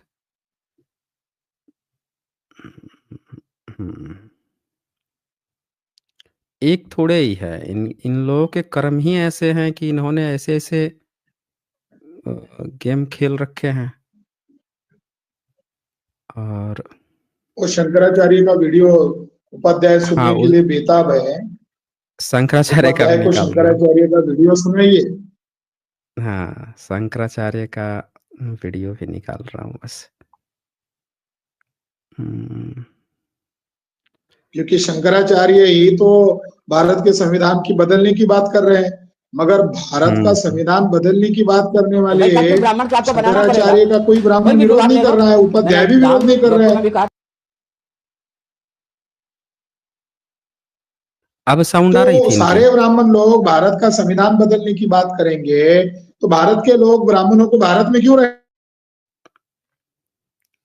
जी जी, अब साउंड इनकी आ रही थी क्या, शंकराचार्य की? वैकल्पिक क्षत्रिय आपको बनाना पड़ेगा, चाहे पुलिस हो या मिलिट्री हो। वैकल्पिक वैश्य आपको बनाना पड़ेगा। वैकल्पिक चौथे कॉलम पंचम कॉलम के व्यक्ति आपको बनाने पड़ेंगे। कह रहे हैं कि इनको वर्ण व्यवस्था हमेशा चाहिए, अब वैकल्पिक चौथा क्रम बनाना ही पड़ेगा। तो मेरा सवाल इनसे है, केदारनाथ से, कि ई कब बनाएंगे चौथा वैकल्पिक में, ब्राह्मण कब आएगा? जी, और चला दूं? मैं आपको एक बता रहा हूँ, उपाध्याय भी है, मौजूद है, मैं उपाध्याय को सवाल पूछना चाहता हूँ। मैंने आपको एक इमेज भेजी है, एक सीक्रेटली प्रचार चल रहा है। हाँ, वो आप ये शंकराचार्य के बयान के बाद दिखा देगा। हाँ, उसको अभी निकाल लेते हैं। इनको पहले सुना दूं, ये शंकराचार्य वाला सुना देता हाँ, हूँ। यस यस, सुना दीजिए। वैकल्पिक ब्राह्मण क्षत्रिय आदि बनाने में समय अधिक खर्च होगा, संपत्ति अधिक खर्च होगी, संस्कार का आदान फिर भी नहीं हो सकेगा। उदाहरण मैंने भुजदंड का दिया। और बुद्धिपूर्वक कोई भी पहले दूसरे तीसरे कॉलम के नीचे नहीं आना चाहेगा। हर व्यक्ति चाहेगा पहले कॉलम में आ जाऊं। जब बनना ही है, क्या बनना ही है, तो फिर क्षत्रिय वैश्य क्यों बने, ब्राह्मण ही बने वैकल्पिक। तो बाकी सारे विभाग खाली हो जाएंगे या नहीं? खाली हो जाएंगे तो अपने आप आर्थिक विपरीतता, विषमता, विद्वेष उत्पन्न होगा या नहीं? तो दार्शनिक, वैज्ञानिक, व्यावहारिक किसी भी धरातल पर सनातन परंपरा प्राप्त शास्त्र सम्मत वर्णाश्रम व्यवस्था को कोई उंगली उठा नहीं सकता। उठाता है अज्ञान के कारण, द्वेष के कारण, भावुकता के कारण। दूसरी बात, हमारा विकल्प ढूंढ लो। ब्राह्मणों का विकल्प बनाया गया स्वतंत्र भारत में, शिक्षा इत्यादि।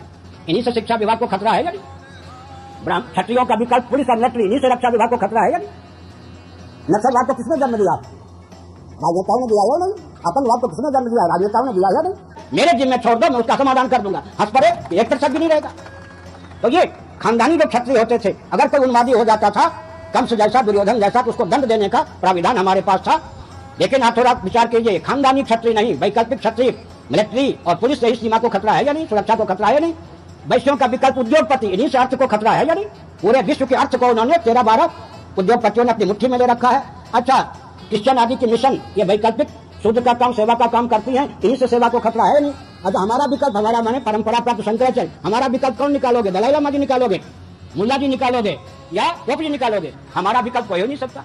लाचारी में विकल्प अपनाते हैं। सचमुच में ब्राह्मणों का विकल्प बना के दिखा दो, नहीं हो सकता। क्षत्रियों का विकल्प बना के दिखा दो, वैश्यों का विकल्प बना के दिखा दो। अरे गुलाब के फूल का जो विकल्प बनाओगे, प्लास्टिक का गुलाब होगा, कीमत भले उसकी ज्यादा हो जाए। गुलाब का विकल्प बना के दिखा दो, गेंदे का विकल्प बनाओगे तो प्लास्टिक का गेंदा। इसका मतलब कि हमारा विकल्प हो ही नहीं सकता।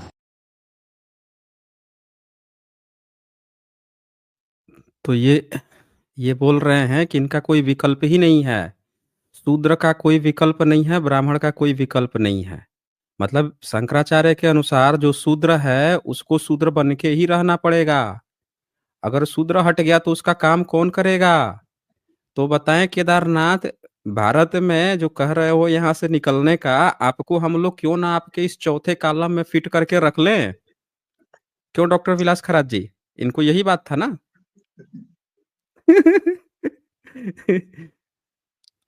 केदारनाथ बताए भाई। आप और ब्राह्मण मेरी आवाज आ रही है आपको? आ रही है, बोलिए। हाँ, मैंने उनको मैंने नागरिकता सबूत मिली मांगा था। है, तो उनको आदमी बनना चाहिए, जानवर नहीं बनना चाहिए। बताइए, बंदा बोल रहा है कि उसके विकल्प ही नहीं व्यवस्था है। जानवरों की सिस्टम है। जाति व्यवस्था जानवरों का सिस्टम है, इंसान कब बनेंगे ब्राह्मण लोग? अभी तक ब्राह्मणों में इंसान बनने का कोई लक्षण दिखाई नहीं दे रहा है। हाँ, केदारनाथ क्या बोल रहे हैं आप? बताएं फिर से। जी, मैं जिस मुद्दे पर आया था, मैं किस बहुत मुद्दे पे? किस मुद्दे संवेदनशील पे? मुद्दे पर आया था, जो अरे तो डॉक्टर वही तो हम साहब लोग बात ने। कर रहे हैं। हाँ, आप वही तो मुझे हम लोग बात कर सबूत रहे दे हैं। रहे थे कि किस चीज भारत का? का भूतपूर्व प्रधानमंत्री हम्म। हत्यारा है। आपने सबूत नहीं दिया। भाई वही एक मिनट। आप जो हैं अभी तो बोल रहे थे कि आप वो दिखाओ कि हमारे कौन से ब्राह्मण ने ये कह दिया है, वर्ण व्यवस्था में क्या खराबी है।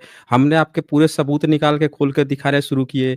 फिर आप मुर्मू जी की बात कर रहे थे कि मुर्मू जी तो जाती हैं, अब उनका भी मैं दिखाता हूँ आपको। वो भी दिखाता हूँ सबूत। ये देखिए, मुर्मू जी गई थी जगन्नाथ में, जगन्नाथ टेम्पल में। तो भीतर जो है गर्भगृह में नहीं घुसने दिया। और वही कोरोना काल में बाकी के मंत्री लोग भीतर घुसे हुए थे। ये बीबीसी की रिपोर्ट है। देखिए, ये बाकी के मंत्री लोग भीतर घुसे हुए थे, सब मास्क लगा के। लेकिन मुर्मू जी को भीतर नहीं घुसने दिया गया, बाहर से ही वो कर रही हैं। आप लोग ध्यान से, बीबीसी की रिपोर्ट है ये देखिए, ये लोग इतना भीतर तक घुसे थे।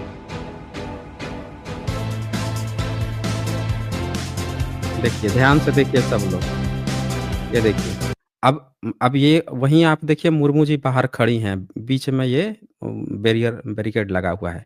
और यहाँ का पुजारी क्या स्पीच दे रहा है, उस पुजारी का जरा स्पीच आप सुनिए, क्या कहता है। राष्ट्रपति जो आए थे वो अपने व्यक्तिगत हिसाब से आए थे, अपनी उनकी बर्थडे था, वो व्यक्तिगत हिसाब से आए थे भगवान के आशीर्वाद लेने के लिए, तो वो क्यों अंदर जाएंगे? इसलिए अंदर नहीं जाए। हाँ, भगवान का, बाकी लोग भगवान से आशीर्वाद लेने नहीं आए थे।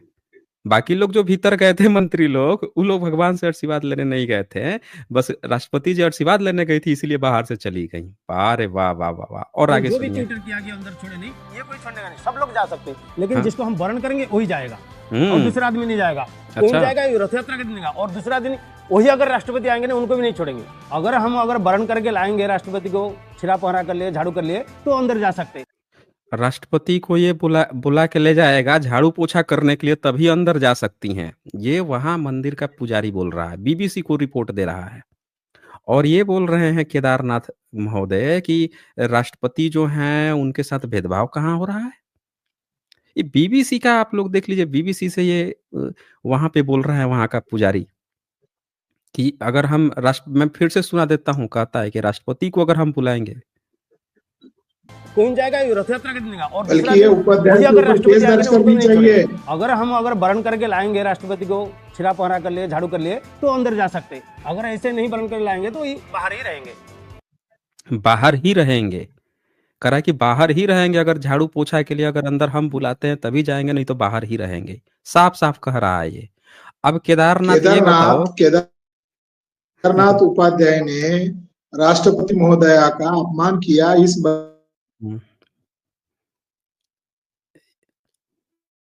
चाहिए सबके सामने।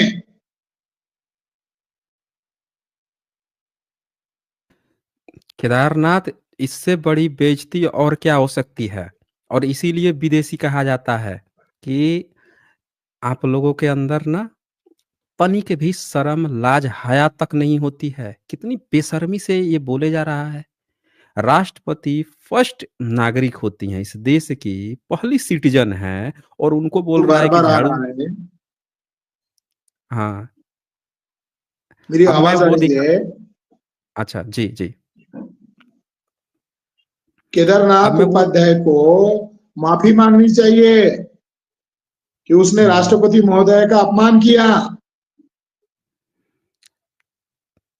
क्यों केदारनाथ, अब मैं बताएं। किस साथ?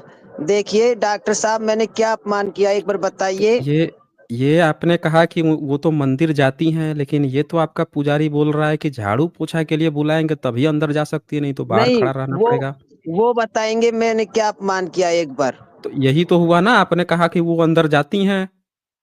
आप तो कह रहे हो कि हिंदू बना रहे थे उनको। वो हिंदू अगर रहती तो ये झाड़ू पोछा के लिए अंदर बुलाता। वो हिंदू थोड़ी है।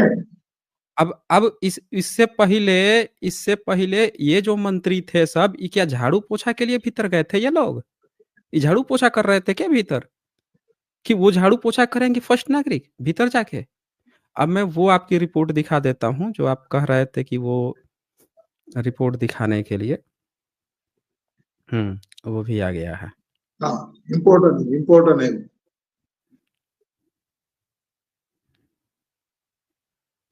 यानी ब्राह्मण सुधरने वाले नहीं है, उस रिकॉर्ड से पता चलता है। ये दिन रात जो हैं गुल खिला रहे हैं, और ये यहाँ हम लोगों से आके पूछ रहे हैं ज्ञान कि इनको विदेशी क्यों कहा जाता है। खुद लिख के बैठे हैं विदेशी हैं, हम लोगों से आके पूछ रहे हैं। ये मानव संविधान मनुस्मृति प्रशिक्षण शिविर, डॉक्टर सुरेंद्र देखिए कुमार को। उसके हाईलाइट अब मुद्दे देखिए। अब इसको थोड़ा और नीचे करते हैं।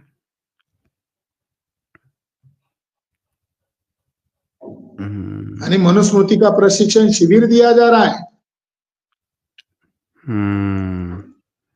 ये देखिए विषय और देखिए। उसमें ये चैप्टर रहेंगे।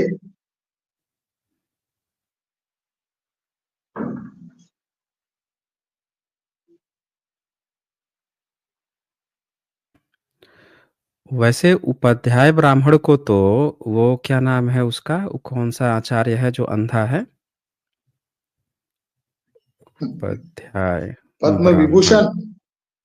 हाँ पद्म विभूषण। हाँ, उनका वो वीडियो दिखाना चाहिए। उन्होंने कई ब्राह्मणों को कितने सारी गालियां दी। उसका क्या नाम है? नाम दुबे, उसका भूल रहा चौबे, हूँ। पांडे। हाँ कुछ ऐसे ही बोलता है वो। उपाध्याय जी, उनका नाम क्या है? ये हाँ देखिए, ये वीडियो उसकी मैं दिखाता हूँ, रुक जाइए। ये देखिए, इसको शेयर भी किया गया है, उसको वो भी दिखा देता हूँ। पहले ये बताए, पहले तो इनको यही नहीं पता है कि इनका उपाध्याय सरनेम कहाँ से उठाया इन्होंने। उपाध्याय सरनेम वो तक इन्होंने, शंकराचार्य बताएंगे। हाँ हाँ। तो ब्राह्मण सरयू पारणों में अच्छे नहीं माने, उनके यहाँ ऊंचे कुल के लोग अपनी बेटी नहीं देते। उपाध्याय और चौबे, त्रिगुणायत, दीक्षित और पाठक, इनको इसलिए अधम मानते हैं हम लोग कि इन्होंने विद्यार्थियों से पैसा लेकर पढ़ाया। तो कहाँ गए भाई केदारनाथ? ये आवाज सुनाई पड़ी थी? हाँ जी केदारनाथ, ये आवाज आई थी? ये क्या बोल रहे थे? हाँ आई थी। क्या बोल मेरी रहे हैं आवाज ये? आ रही है? आ रही है आपकी। ये हाँ क्या बोल रहे हैं? क्या हाँ। बोल रहे हैं देखो उपाध्याय के ये, बारे में? तो इसके बोलने से क्या होगा? चारों काहे नहीं शंकराचार्य। होगा भाई? काहे नहीं होगा? ये खुद ब्राह्मण है, खुद ब्राह्मण है। और ये व्यक्ति जो है, आपकी आवाज कट रही है डॉक्टर विलास जी। आपकी आवाज थोड़ी सी साउंड ब्रेक हो रही है। ये ब्राह्मण है और वो आपको बोल रहा है कि अधम है। तो आप कौन से ब्राह्मण को बचाने आए हो भाई? वो उस पीठ पर बैठा हुआ है रामानंदी पे, जिन लोगों ने राम मंदिर बनाया है। अच्छा वो कट गए हैं, टेक्निकल प्रॉब्लम है, आ जाते हैं। तो साफ साफ बोल रहा है यहाँ पे। उसकी स्पीच है, रिकॉर्डेड स्पीच है, हर जगह पब्लिश्ड है, कोई भी सुन सकता है? कोई भी सुन सकता है। व्यक्ति जो है साफ साफ बोल रहा है कि अधम है, नीच है, रोटी बेटी संबंध नहीं रखते हैं, इस तरह की बात करता है। तो आप काहे जबरदस्ती? फिर अंतर क्या रह गया भाई आप में और शूद्र में? हैं? आप में शूद्र में आपने उपाध्याय सरनेम कहाँ से लिया? हम्म तो मेरे ख्याल से बहुत समय दे दिया मैंने आपको। चलें फिर, आप जाके पहले अपने ब्राह्मणों से अपना स्टेटस सुधरवा लीजिए। खुद आपको नीच कह रहा है, अपना हक अपने में आपको मिल नहीं रहा है, आ गए हैं हम लोगों से वो करने के लिए, जबरदस्ती टाइम काटने के लिए। अच्छा इसके बाद यहाँ पे सिंह जी लिखते हैं, नमो नमः बुधाय सभी को। जी शुक्रिया आपका। विशाल गायकवाड़ जी लिखते हैं, हिंदू धर्म अड़े के बाद औरतों को सती में भेजेंगे। देख लीजिए। और ये कल्पेश सोलंकी जी का यहाँ सुपर स्टिकर है, शुक्रिया जी। और फिर यहाँ पे अच्छा डॉक्टर विलास खराच जी भी आ गए हैं। सुब्रत शरेन सोन लिखते हैं, can we expect debate between Vilas ji and Dilip Mandal? हाँ, हमेशा स्वागत है। मैं चाहता हूँ ऐसा होना चाहिए।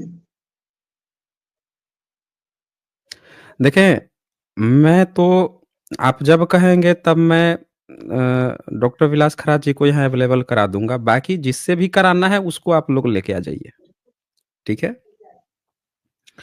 अच्छा, इसके बाद से ये सर, वो जो मनुस्मृति का प्रशिक्षण शुरू करने का अभियान चलाया जा रहा है, ये बहुत गंभीर मामला है। हाँ, हाँ, हाँ, वो मैं फिर से दिखाता हूँ। मैं दिखाता हूँ, उस पर थोड़ा-सा उस पॉइंट को दिखा लीजिए। ये जो व्यक्ति है ना, ये सुरेंद्र कुमार, इसने क्या किया है, एक मोटी-सी फालतू-सी किताब लिखी है, जिसमें इसने 2656 मनुस्मृति के श्लोक में से 1456 श्लोक काट के हटा दिया। 1200 श्लोक को जो इसको लगा ना कि जिसमें अब हम नहीं फँस सकते हैं, उसको उठाया। और ख़ास बात क्या है कि जिसको कह रहा है कि हम नहीं फँस सकते हैं, उसमें ये श्लोक ये मानता है कि ब्राह्मण कर्म से बनते हैं, शूद्र कर्म से बनते हैं, और उसमें ये श्लोक को रखता है कि बच्चे का नामकरण शूद्र का निंदा युक्त रखना चाहिए जब वो 10 दिन का हो। कौन-सा कर्म करके? तो ये वही वाला है, और ये कुलपति है, कोई कांगड़ी जगह है वहाँ का, अब रिटायर्ड है क्या है। तो ये देखें, फिर से ये मनवाद, ये आर्य समाजी हैं सब, ये पूरा इनका गैंग और है वर्तमान जो आर्य ये समाजी आरएसएस का पार्ट है। हाँ, हाँ, हाँ, ये वही हैं सब ये। तो ये देखिए क्या लिखा है, विश्व में सर्वप्रथम संविधान मनुस्मृति का स्वरूप। कौन सा संविधान मनुस्मृति का स्वरूप?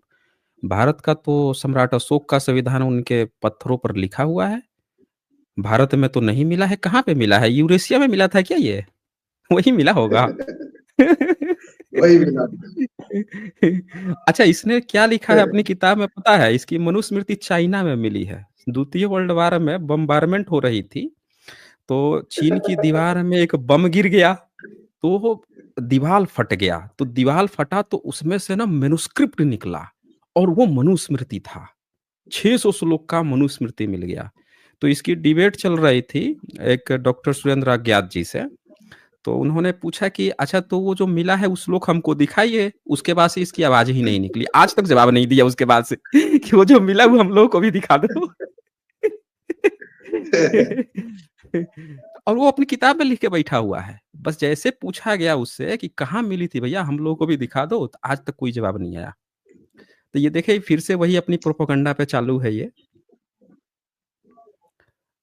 मनुस्मृति कालीन समाज व्यवस्था, वर्ण व्यवस्था, जाति व्यवस्था, डॉक्टर अंबेडकर के तुलनात्मक संदर्भ में, देखिए बाबा साहब को भी बीच में घुसेड़ रहा है, तुलना करेगा ये।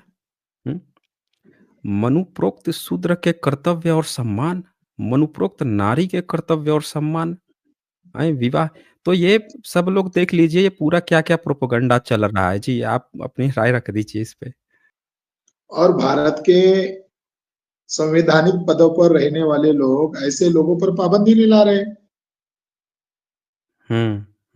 ये जो संविधान विरोधी कृत्य हो रहा है, ऐसे प्रोपेगेंडे पर पाबंदी लगाना चाहिए, नहीं लगाना चाहिए? अगर वो लगा नहीं रहे, इसका मतलब है ये सरकार प्रायोजित है। तो ये बिल्कुल सही बात है। एक बार बस इतना ही मुद्दा था, बस इतना ही मुद्दा। हाँ, हाँ। तो आप लोग देख लीजिए दोस्तों, ये क्या-क्या चीज़ें चल रही हैं, किस तरह से ये चीज़ें चल रही हैं। इस देश पर जो गंदगी व्यवस्था है, उसको फिर से थोपने की साजिशें चल रही हैं, और ये इस तरह की घटनाएँ समाज पे कलंक है, और ये गतिविधियाँ किसी भी आतंकवादी गतिविधि से कम नहीं है, जहाँ पे एक ही देश के लोगों को हाँ, शूद्र बनाने की साजिश चले, वर्ण व्यवस्था में फिट करने की। शूद्र है, अंत्यज है, ये काम करेगा। ये एक तरह से गुलामी की व्यवस्था है, इस देश से बगावत है, ये राष्ट्रद्रोह है, ये देशद्रोह है। इससे कम ये नहीं है दोस्तों। मुंबई रीजन में आज की तारीख में ब्राह्मण लोग जानबूझकर सत्यनारायण की पूजा कराते हैं, कॉलोनीज में, सरकारी डिपार्टमेंट्स में। मुंबई यूनिवर्सिटी में सत्यनारायण की पूजा कराते हैं। ब्राह्मणों की हरकतें देखो। और जी अच्छा, यहाँ पे मदन जी ने एक सवाल पूछा था। ये मदन जी का सवाल था ये। बामसेप बुद्धा एंड धम्मा का प्रचार प्रसार क्यों नहीं कर रहा है? तो बामसेप के राष्ट्रीय नेता का कहना है कि बामसेप नॉन रिलीजियस है। मैं बामसेप में सक्रिय था तो मैंने बुद्धिज्म को और अन्य रिलीजियन विंग को डेवलप करने का काम किया। जब मैं बुद्धिज्म के विंग को डेवलप कर रहा था और मैं काठमांडू में जाकर बुद्धिज्म का नेटवर्क फैलाने का बहुत सफलता से काम कर रहा था, तो मुझे योजनाबद्ध तरीके से निकाल दिया गया। तो बामसेप नहीं चाहता है बुद्धिज्म का प्रचार प्रसार किया जाए, वर्तमान खास करके वामन मेश्राम, जबकि 2019 में अयोध्या केस मामले में पार्टी बनने के लिए मैंने आग्रह किया था और उसके लिए केस का ड्राफ्ट तक तैयार कराया था और वो केस रेडी होने के बावजूद दाखिल तक नहीं करने दिया। तो शायद उसके पीछे उनका बौद्धिक वीकनेस हो सकता है, या सरकार से टकराव करने की मंशा नहीं हो सकती है, या अलग अलग बामसेप के नाम से वो काम चला रहे हैं, तो कोर्ट में वो शायद सिद्ध नहीं कर पा सकते थे कि हम लोग वैलिड है। शायद कई कई वजह हो सकती है, मगर अब उनसे कोई उम्मीद रखना सही बात नहीं है। फिर इसके बाद से यहाँ पे आलम प्रभु वातांबे लिखते हैं, जय भीम सर। जी शुक्रिया आपका। ऑब्जर्वेशन एंड थॉट्स लिखते हैं, सर ब्राह्मण मुगलों के दरबार में क्या कर रहे थे? क्या कर रहे थे? चाटुकारिता कर रहे थे, चाटुकारिता कर रहे थे। और शैलेंद्र सिंह लिखते हैं, सर धन्वंतरी बौद्ध थे या कैसे साबित करें? भाई धन्वंतरी बौद्ध थे, इसके साक्षात प्रमाण हैं।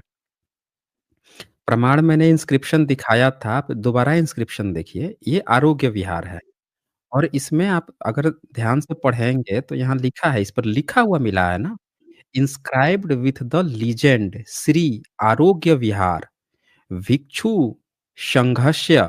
भिक्षु संघ लिखा हुआ है कि वो भिक्षु संघ है और वहां पे धन्वंतरी नाम भी मिला है, वो वैद्य का नाम धन्वंतरी है। अब आप ये सोचिए कि भिक्षु भिक्षु संघ में धन्वंतरी वैद्य लिखा हुआ अगर मिल रहा है, तो अब आपको सबूत क्या चाहिए? भिक्षु संघ में मिल रहा है ना, कोई इनके गुरुकुल में या कोई इनके उसमें इनका तो कोई सबूत तक नहीं है। तो ये साफ-साफ इससे पता चलता है। दूसरी बात कि आप बुद्धिज़्म में ही 5वीं सदी में चिकित्सा थी। ब्राह्मणिज़्म के तो मनुस्मृति में गालियाँ दी गई। चिकित्सक जो भी चिकित्सा करेगा, उसको रोटी-बेटी संबंध काट देने की बात कही गई है। सो रोटी-बेटी संबंध, पीब के समान उसका अन्न बताया गया है। मेगस्थनीज अपनी इंडिका में लिखता है कि शमन 2 तरह के थे और जो दूसरे तरह के जो शमन थे, उनको बोला है कि वही चिकित्सा करते थे। ठीक है ना? वो साफ-साफ लिखा है कि समन लोग ही चिकित्सा करते थे। तो सबूत, सारे सबूत हैं। आप देख लीजिएगा और 30 और जो एंशिएंट एंशिएंट विहार थे, उन सभी एंशिएंट विहारों में मेडिकल सेंटर होते थे। हाँ, सम्राट अशोक अपने इंस्क्रिप्शन में लिखवाए हैं कि इंसान तो इंसान, पशुओं तक की चिकित्सा करवानी है। तो ये भारत चिकित्सा के लिए कितना बड़ा बुद्धिज्म काम किया। देखिए, आप मंदिर में जाते हो तो मंदिर में जाओगे तो वो क्या कहता है कि तुम मेरी दान पेटी भरो और तुम्हारा भला भगवान करेगा। लेकिन बुद्धिस्ट क्या कहते थे कि आप जब उनके जाते थे तो वो वास्तव में फिजिकल आपकी चिकित्सा करते थे। ये नहीं कहते थे कि दुआ मांग लो बुद्ध से, आप अपने आप ठीक हो जाओगे। वो चिकित्सा करते थे। बुद्धिज्म प्रैक्टिकल है, समझ रहे हैं ना? इसीलिए चिकित्सा विज्ञान उसने खोजा कि लोग दुखी होके ही आते हैं महाविहारों में। लेकिन ब्राह्मणिज्म के यहाँ नहीं है, वो तो गाली दे रहा है कि पीप के समान है, ये है, वो है। और फिर इसके बाद से डॉक्टर वंश बहादुर जी का यहाँ सुपर स्टिकर है। हिमांशु वर्ल्ड यहाँ लिखते हैं, सर सॉरी, सरगुड़ी माला का शिवा का लिंग बहुत बड़ा है। हिंदू लिंग की पूजा क्यों करते हैं और शिवा का लिंग कौन से ऋषि ने काटा? तो देखिए, ये इस पर मैं करूँगा, कभी स्ट्रीम करूँगा। बहुत से अलग-अलग पुराणों में अलग-अलग चर्चा है। कुरुम पुराण में तो सीधे ये चर्चा है कि शिव जी को ही पीटने लगे सब द्विज, तो शिव जी से कहते हैं तुम खुद उखाड़ो, ठीक है? कुरुम पुराण में है, ये मैं दिखा भी चुका हूँ। तो आपको कभी स्ट्रीम करूँगा तो मैं दिखाऊँगा विभिन्न पुराणों में कहाँ-कहाँ पे शिव के लिंग की किस तरह से चर्चाएँ आई हैं, वहाँ आपको पूरा क्लियर हो जाएगा। और राजेड लिखते हैं, सर अगर मगर पॉसिबल हुआ शिवलिंग की हुँ। अश्लील चर्चा धर्म के नाम पर करना, क्या ये धर्म है?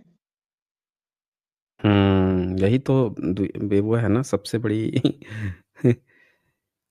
ऐसे तो अगर फ़ॉरेन विदेशों की फ़िल्म है, जेम्स बॉन्ड की फ़िल्म में एक किस सीन आ गया तो पूरा देश में बवाला, किस सीन डाल दिया, किस सीन डाल दिया।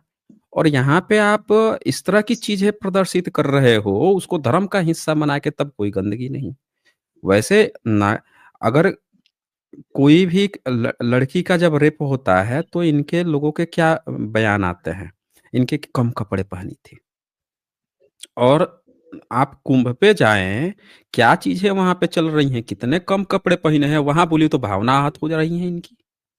वहाँ भावना आहत हो रही है, वहाँ पे इनको कुछ दिख ही नहीं रहा है।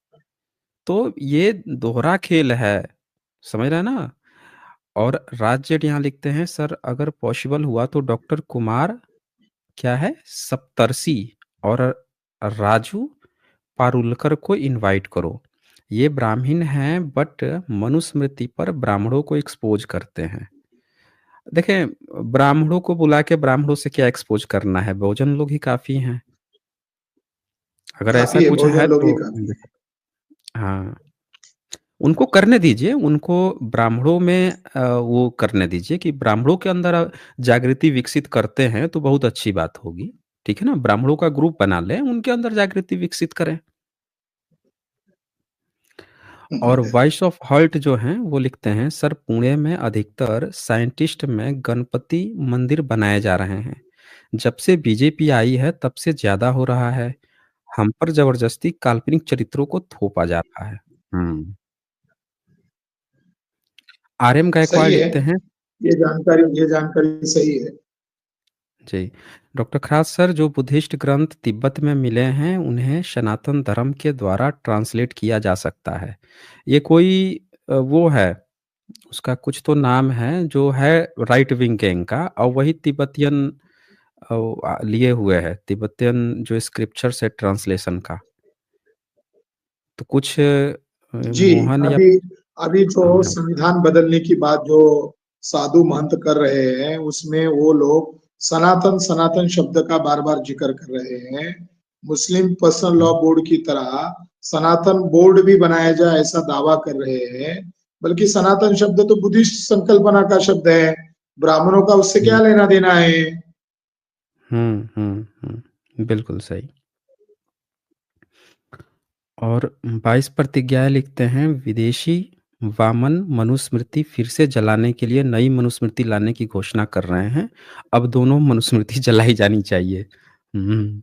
जी, और फिर निशान जी लिखते हैं, हैप्पी रिपब्लिक डे सर, जय भीम, जय संविधान जी। मौर्यवंशी यहाँ पे लिखते हैं, सर जी आप अपने सेहत का ख्याल रखें, डिबेट को कम समय के लिए करें। आज बाभन, क्षत्रिय, मुस्लिम तीनों से एक साथ डिबेट के रहा था, इन सब चैनलों पर लाना है। अच्छा जी। डेविस गिल लिखते हैं, एक्स पर एसजे भाई का नाम लेते ही टुन्नी बौखला जाते हैं। और फिर मनोज वंसुदे लिखते हैं, यूपी मुख्यमंत्री यूपी विधानसभा में डॉक्टर बाबा साहब अम्बेडकर संविधान 2049 को देश को दिया। ये कैसा मुख्यमंत्री हैं? देश को संविधान कब दिया ये मालूम नहीं है। अच्छा, हैं? भागवत ने 2000 कहा भारत को आजादी 2022 को मिली। अच्छा। बताइए। हाँ, ये भी खबर चल रही है कि 2022 में आज़ादी मिल रही है देश को। तो ये इनका पता नहीं चल रहा है, कहीं ऐसा तो नहीं है कि 2022 में आज़ादी मिली है तो अब 2024 में हिंदू वो लेके आएँगे, हिंदू अपना संविधान, ये पूरा एक सीरीज़ के तहत किया जा रहा है कि अब आज़ादी मिल गई है तो 2-3 साल संविधान बनाने में लगेगा, तो 2024 में संविधान ले आएँगे, हैं? 25 में। 12, तो 12, ठीक 12 है। कह रहे हैं। ठीक है, जी, तो धन्यवाद। ठीक है। हाँ, बहुत-बहुत शुक्रिया आपका डॉक्टर विलास खरात जी इस समय देने के लिए और इस महत्वपूर्ण टॉपिक पर चर्चा करने के लिए। और इसी के साथ ही आज हम लोग इस सेशन को क्लोज़ करते हैं। फिर अब हम लोग आगे देखते हैं, ट्यूसडे को मिलेंगे। आप लोग अपना ख़्याल रखें, अपने को ख़्याल रखें और ट्यूसडे को अगर नहीं भी स्ट्रीम होता है, तो रेगुलर वीडियो तो आती ही रहेगी दोस्तों। और मैं पहले से बेटर हूँ, ठीक है? पर लगातार नहीं बोलना है, तो थोड़े से रेस्ट में हूँ। तो आप लोग भी अपना ख़्याल रखें, अपनों का ख़्याल रखें। शुक्रिया आप सभी का।